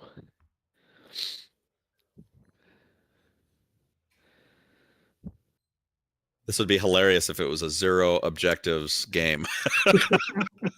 And it comes down to MOV. Yeah, when we were just talking about it, right? Mm-hmm. How many games go to MOV? Well, not that many. Well, here's one. Here we go. 52 seconds left on the clock.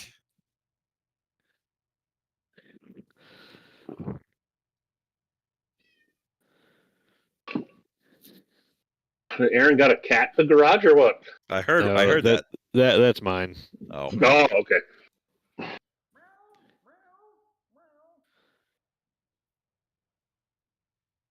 Do that to my dogs, and they don't like it. I'm actually quite impressed. He's been as quiet as he has been. He's a little angry. Pretty at me. vocal, huh? Oh, he's very vocal. He will talk to you. What's his name? Mr. Jingles. Mr. Bojangles? No, actually, no. We got him from a dumpster. He was living on scraps, and he had the cat. Yep, he had the biggest set of cojones on a cat I'd ever seen. And when we brought him home, my daughter's friend called him Jingle Balls. So then he got it neutered. So then he lost the balls and just became Mr. Jingles. Good story. That is a fantastic story.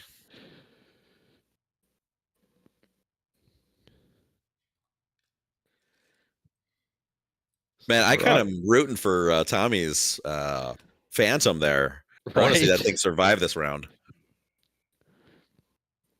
We got Coach's Marauder coming down off the hill. Yeah, I don't think it's likely to survive, but it'd be cool if it could. Well, I mean, if he holds the Archer still, he could get shot in the back by the Salamanders. Elementals, yeah. Salamanders.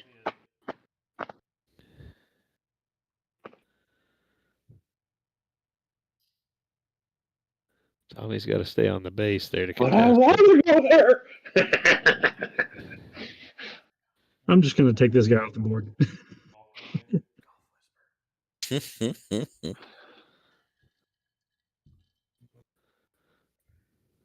Are they coming out with a new Phantom with this Kickstarter? God, I wish they would, but they're not. That Phantom model is not cool. No, and the new art looks so good. Man, I was going to say, man, I would love to see the new salvage box that they're talking about at Adepticon be the Phantom. Yeah. Might be one of the ugliest Ironwind metal models of all time. I really wish that they would get that model redone because the new art is so good for it. I just can't see the Phantom being the face of the Gen Con salvage box. Yeah, I figured something iconic. My bet's on the Viper outline from the record sheet. And I'm throwing the old Viper, the Viper from the early eras. Yeah. Okay, that'd be pretty cool because that's a sexy looking model too. Should start a betting pool as to what it will be. Yeah, I'm putting my money on a new Battlemaster. I've heard that floated around too, and that's not a terrible choice. I mean, considering that we have how many damn Atlases, or Marauders, or Black Knights, or Archers. Yeah, we need a new Archer. That'd be good. Yeah, no shit. Everybody uses Archers. Or another Mad Cat. I was curious as to. I mean, if I get the chance, we get a chance to sit down and have some drinks at Adepticon. I want to ask, how did you come up with the idea of doing the Gunslinger of all mechs? Right. You know what I mean? I mean, it's an okay mech, but I don't know if it would have been because that comes in the Kell Hound pack, right? Yeah, I don't know if I'd have done that there. Yeah, some of the mech choices I'm not I'm a little confused by, but I don't get to make those choices. No, yeah, we don't get paid enough to make those choices, so right. I'm just happy for any mech that doesn't have a new model. Yeah, I'll take it. Yeah. Actually, I'll take 4. I mean, I know. Okay, that's a question. When you guys are buying new models, do you guys like? I need 2 of these just out of the gate. I gotta have 2. I gotta have 4. How many? Only if it's a vehicle. Vehicles always in pairs. Okay. Mechs, no, not so much. I may have reserved 10 fire moths at one time. That's not surprising. I know, and I do have I have actually 28 of them. Oh my god! Why? How many out of the Alpha Strike box set? 6. No shit. Okay. 5, 6. You need 2 more so you can have another full star. Well, I have 32 elementals, and I have 28 plastic fire moths. I need 2 more so I can have 2 full trinaries. Ooh, there's a 10. Come on, Tommy. Come on, live the day, baby. Live the day. I inadvertently caused the fire moth market to actually go up on price. God, Jesus. You're a mover and a shaker. I don't know if I would say you have a shot when you're right up against the hill there, but okay. This is the time where you want one of those elementals that's jumping in the air, so you can be like, yeah, see, I do have line of sight.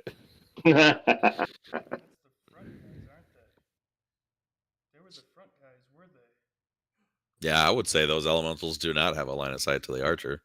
I would, if I were Tommy, I'd be challenging that, but yeah. I mean, you got to be able to see the front of the base, right? I mean, if that was a vehicle, I would say you wouldn't have line of sight. Right. Rule in the book is 1/3 of the miniature. For vehicles, though, isn't it based on the base? Nope. That's kind of my thing. Oh, is that your thing? Okay. That's a thing that I do to help people visualize, and I probably need to stop doing that. Okay. I've taken it as canon. It's a guideline that works very, very, very well. Guideline. They're more like guidelines. right?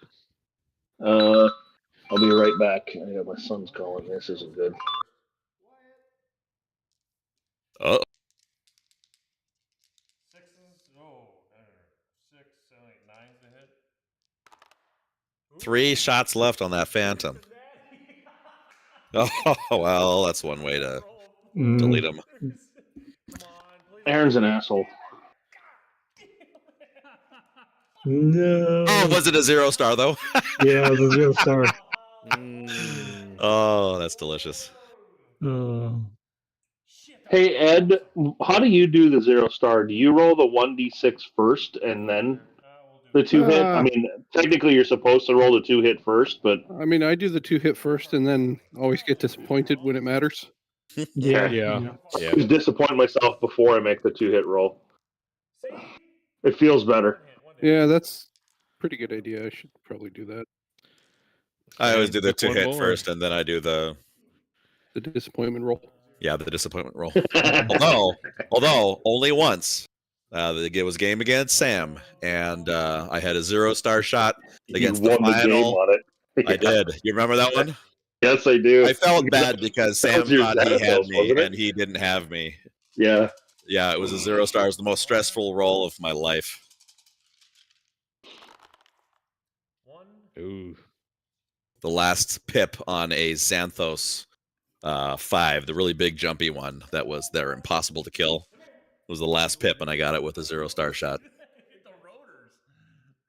I think we're gonna see a couple of Xanathos at Adepticon.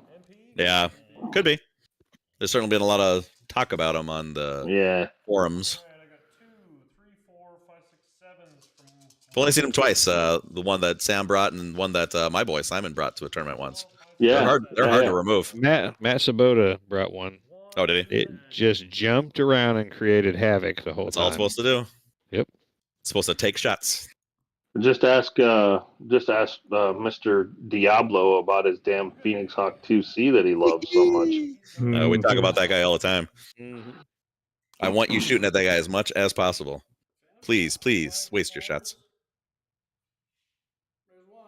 I do have an idea on how to deal with those.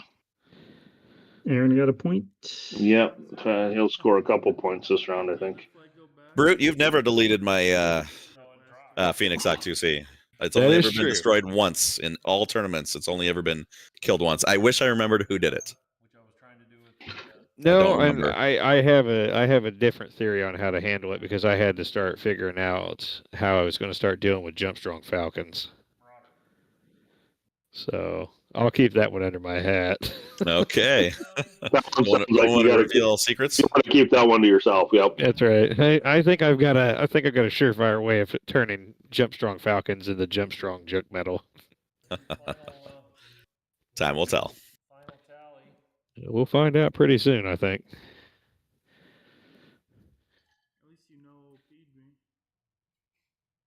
All right, I think we're doing the final tally for our game here, which we have hardly talked about at all.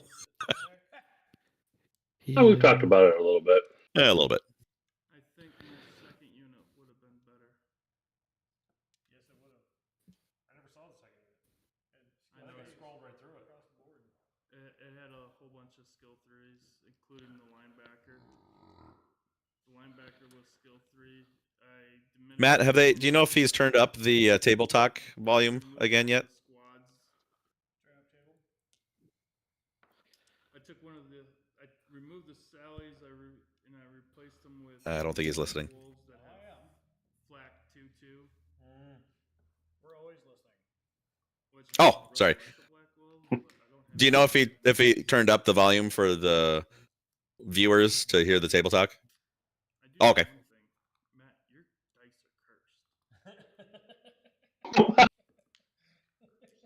are cursed. Oh, Matt. That was a terrible ending to the night. It's like your dice suck. Oh, man. You showed up. I rolled them. I was set up. I rolled them. Why do you think I was calling on that? I rolled them. Where's my other? Who's ready to talk? I'll go. Let me set this up quick. I assume Coach took the win.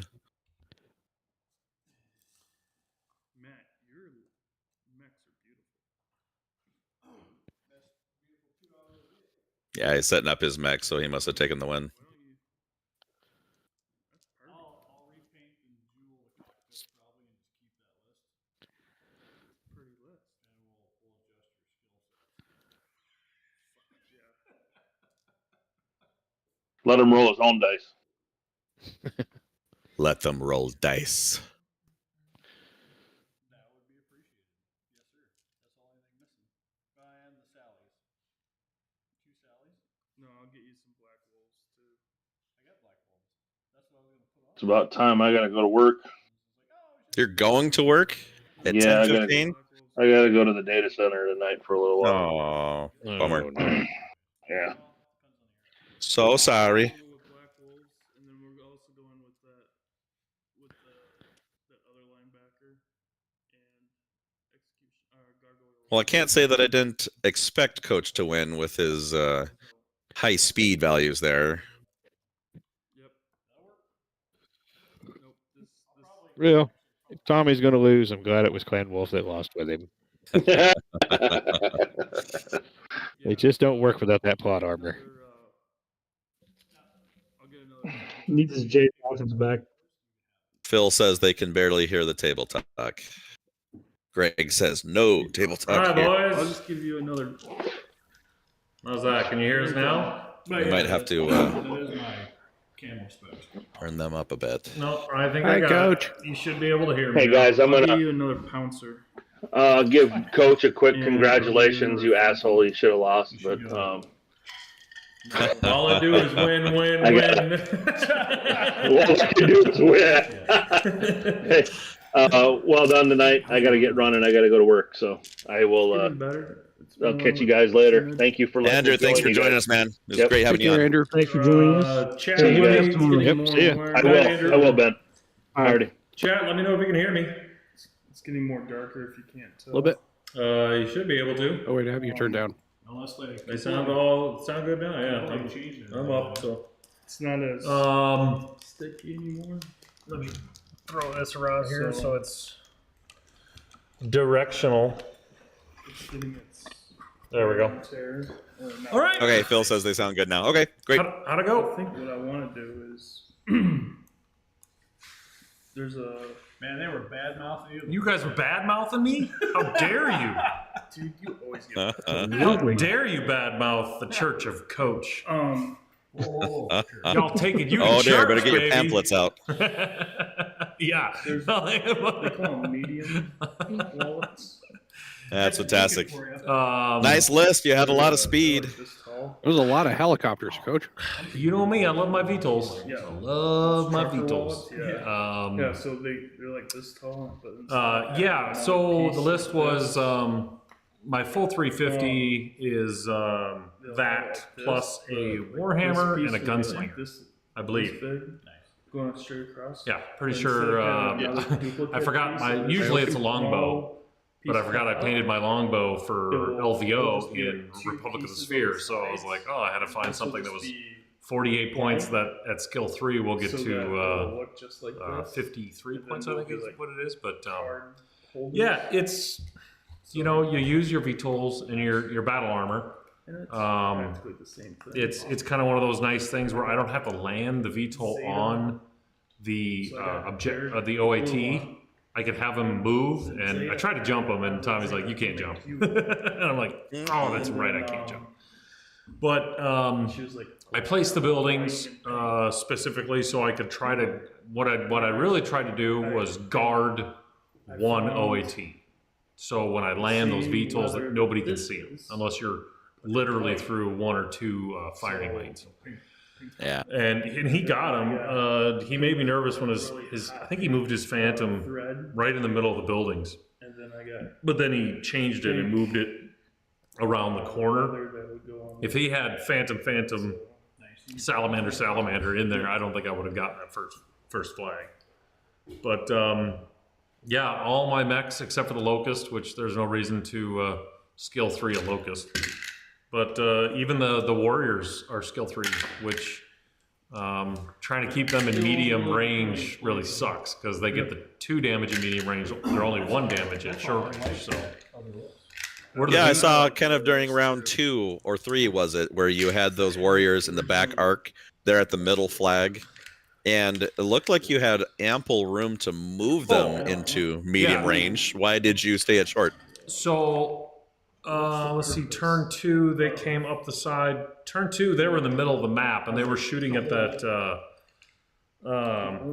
pouncer that was trying to get at my landed VTOL.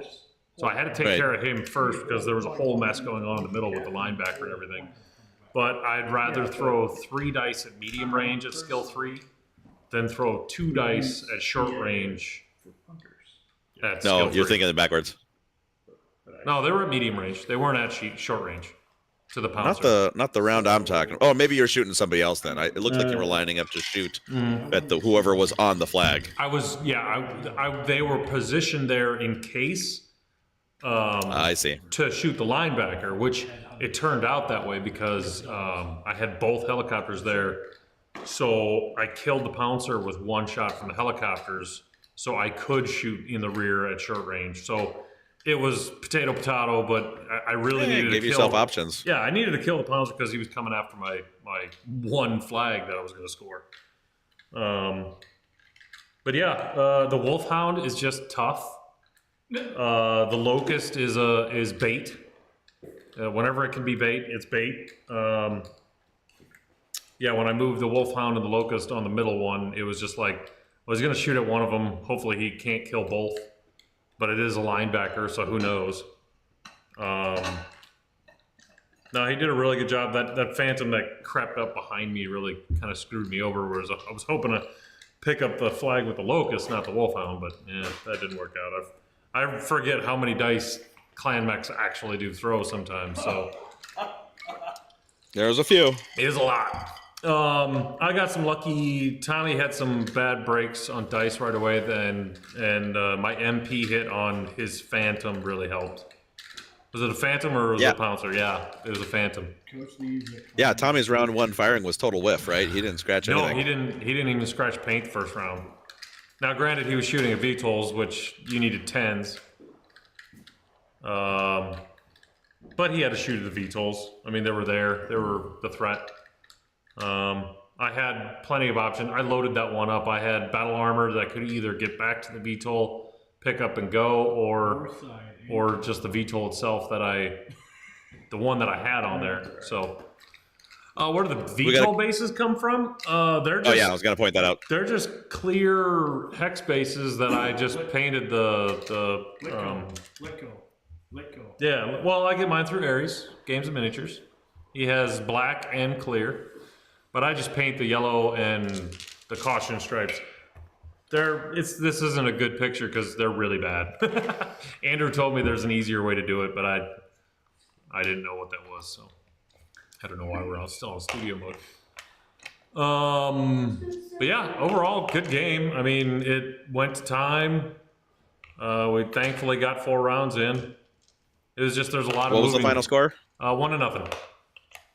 I killed. Didn't you have multiple flags on your base? No, I only had 1. The Wolfhound crept around the corner, but he got destroyed, so he had to drop that flag. And the Marauder, went down to go pick it up, but Oh, okay. There was no reason I thought because I saw multiple flags. Time ran out. Nope, it was just 1. I don't think anybody picked up this flag over here. Nope.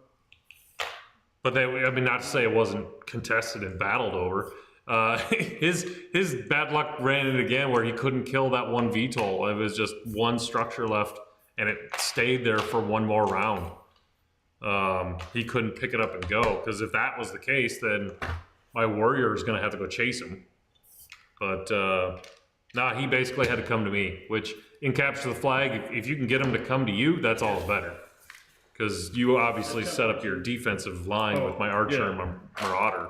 So anything that comes in my little spear zone or kill zone.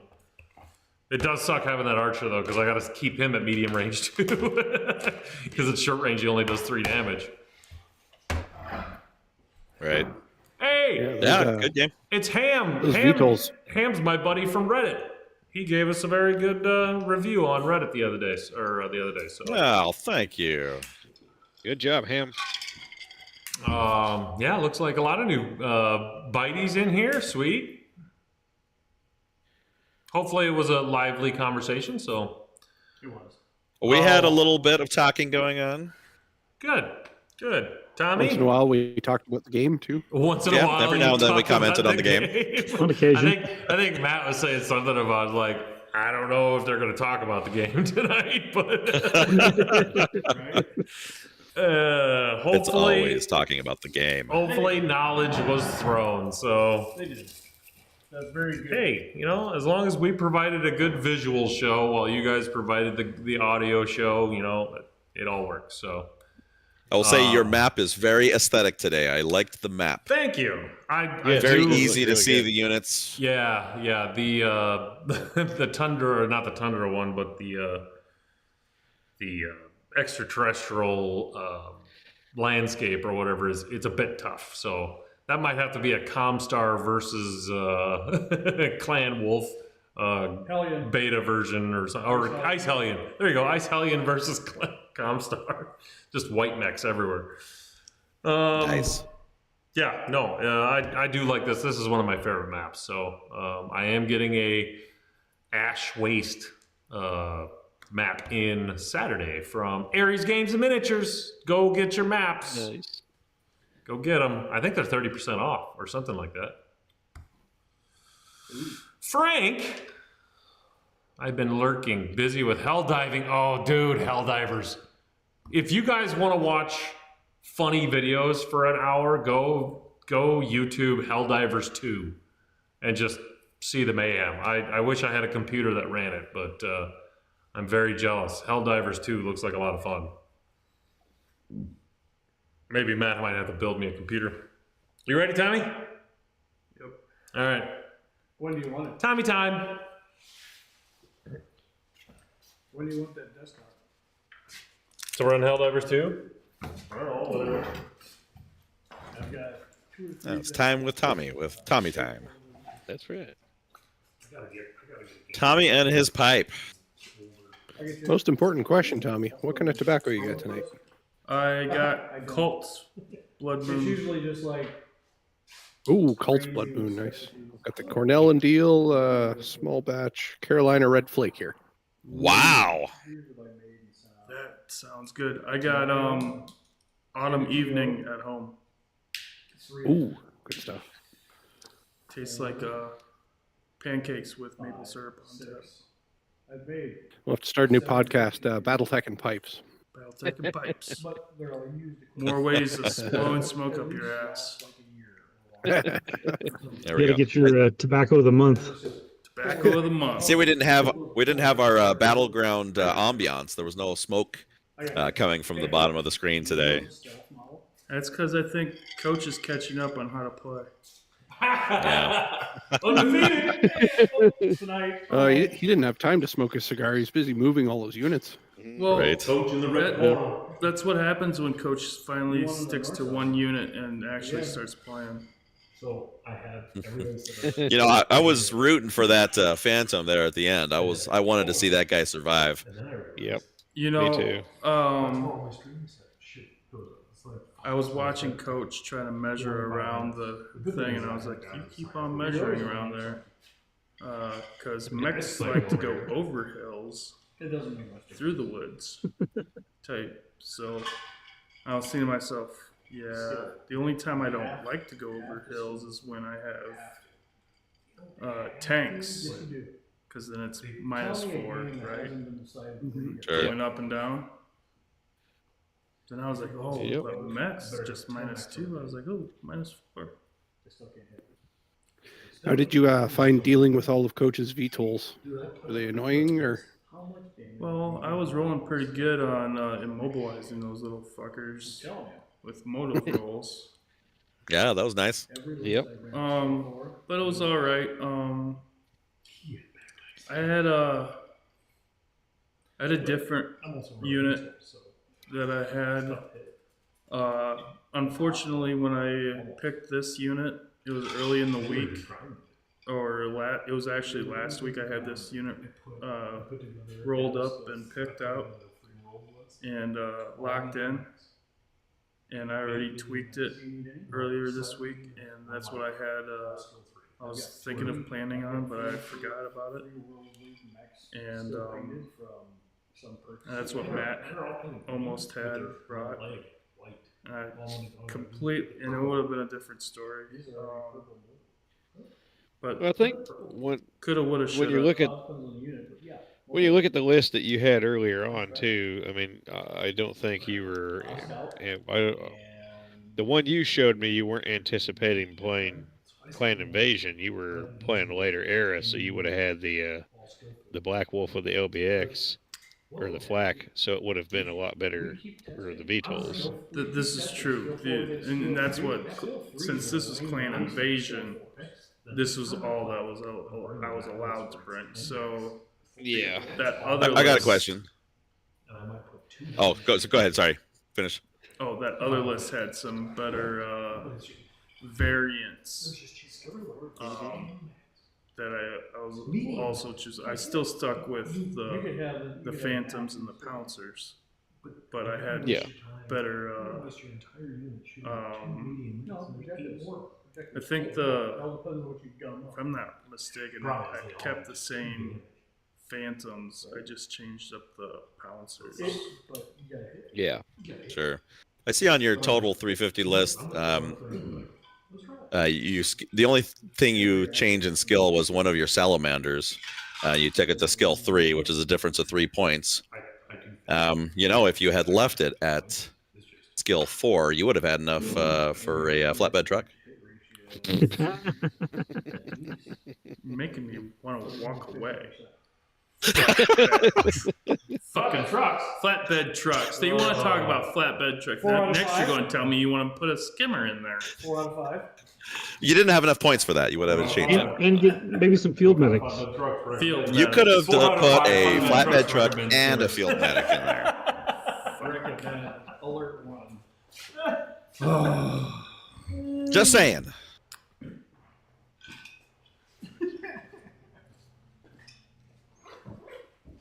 Well, how do you feel about losing with Tommy? How do you feel about losing with Clan Wolf? Does it take some of the sting away?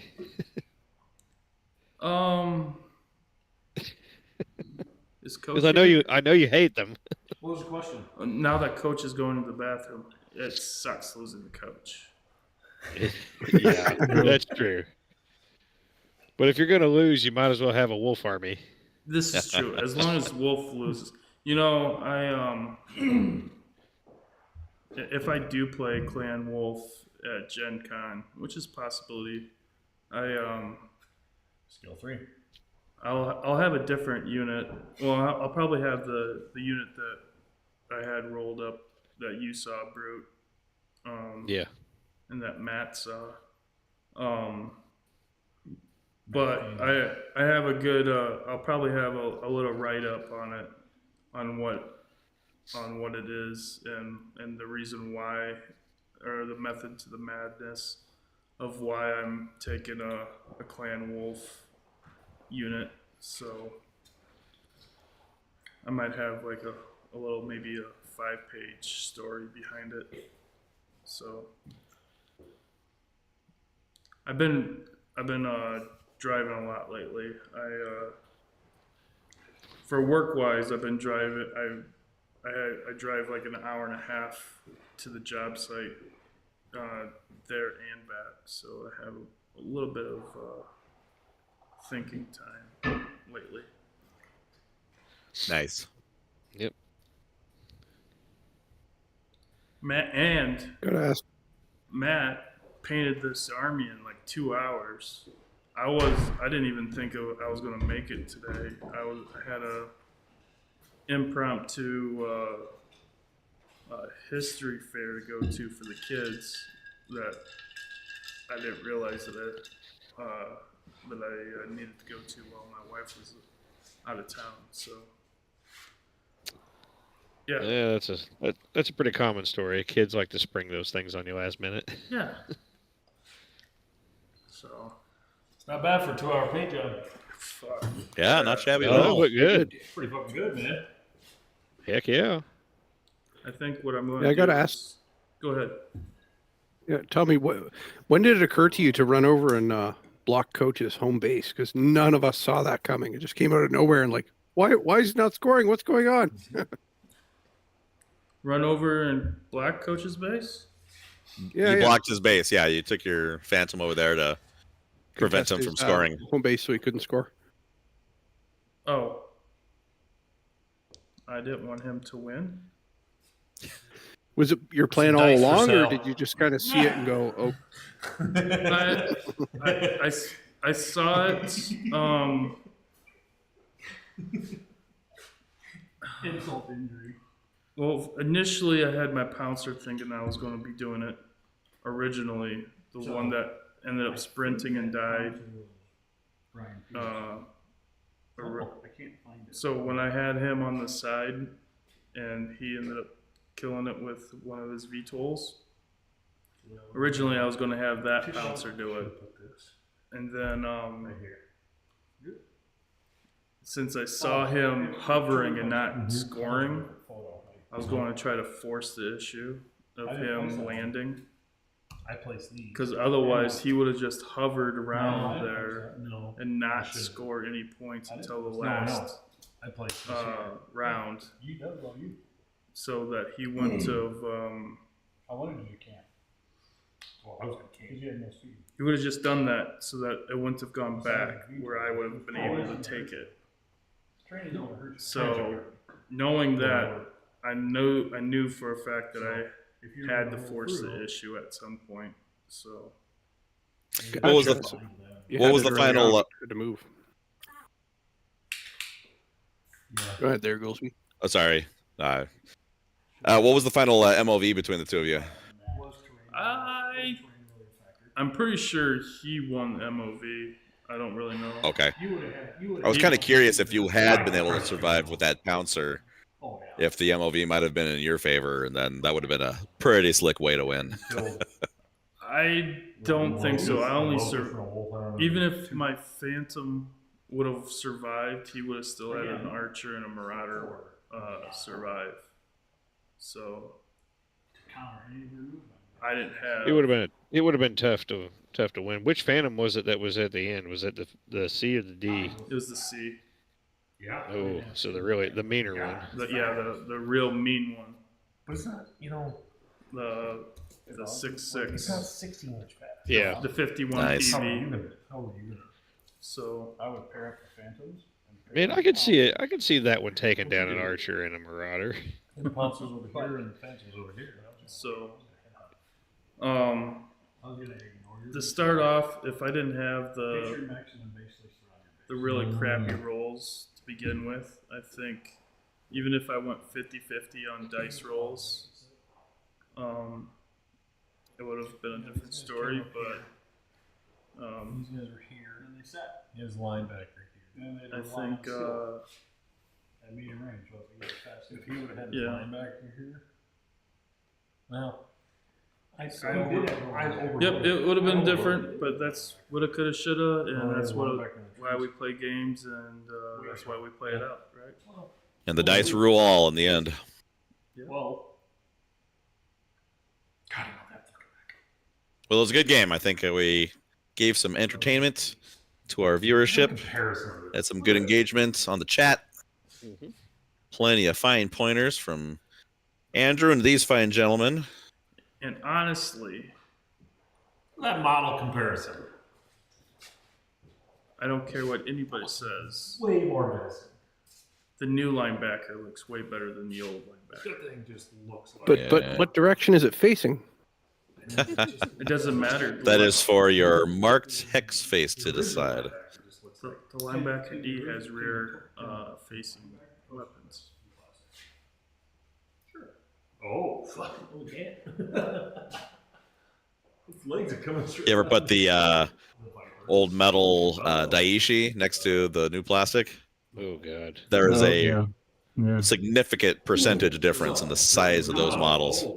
Yeah. Or the old Mad Cat versus the new Mad Cats. Sure. I did a little photo sequence of the Daiichi next to the new and the Firemoth next to the new. And the Firemoth, the old Firemoth and the old Daiichi are about the same size.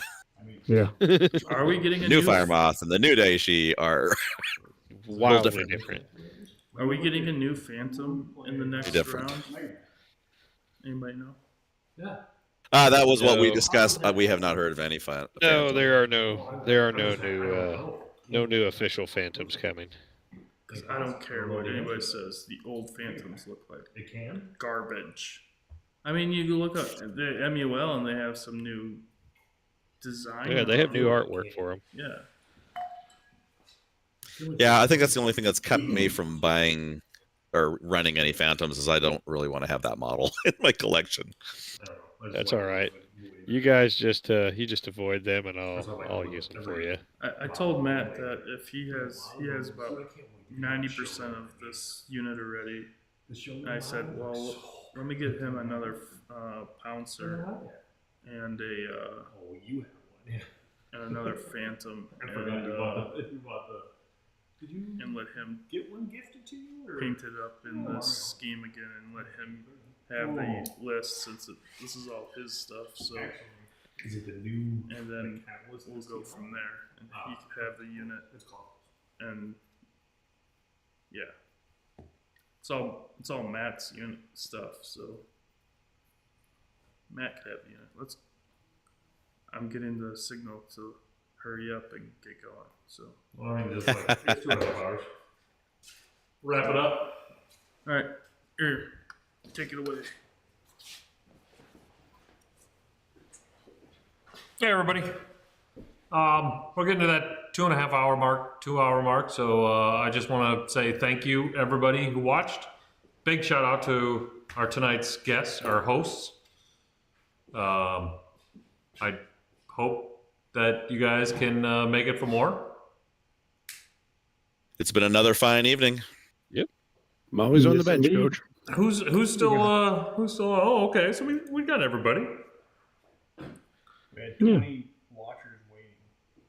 Yeah, we're hopefully everyone's recognizing the hard work that we're putting into the stream, making it better and better every week. I usually watch these things 2 or 3 times to improve.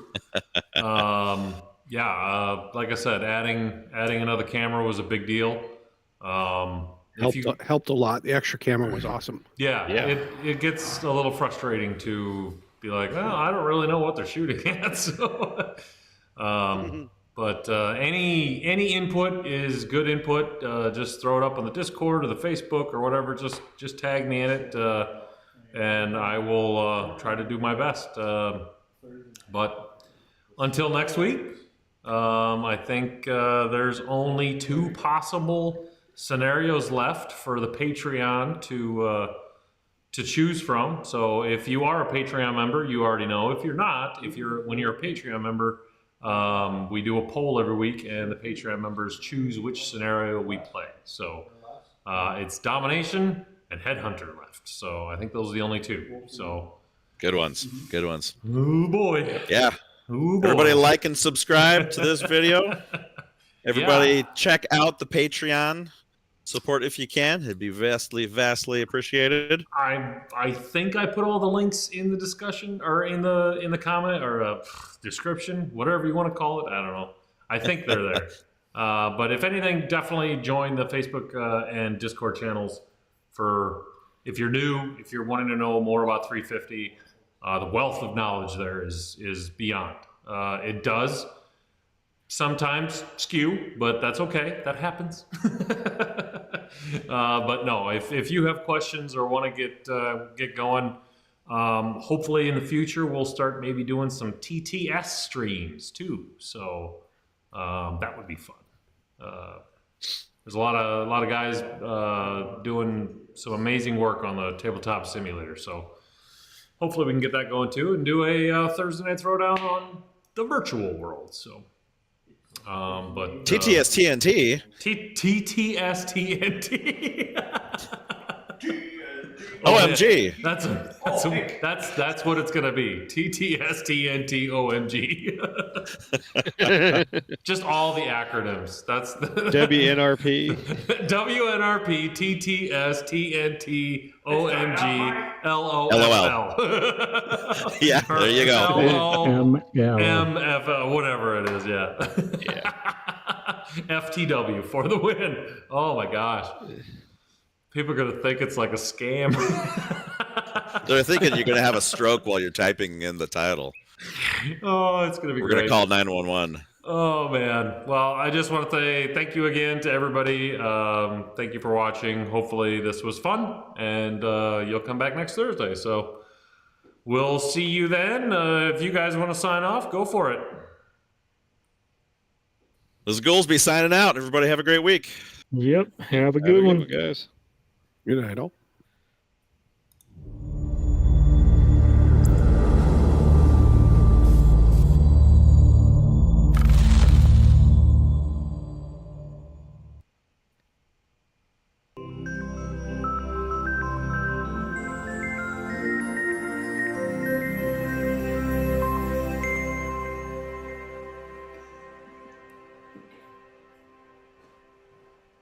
To all units, proceed to your post assignments. All units, proceed to your post assignments.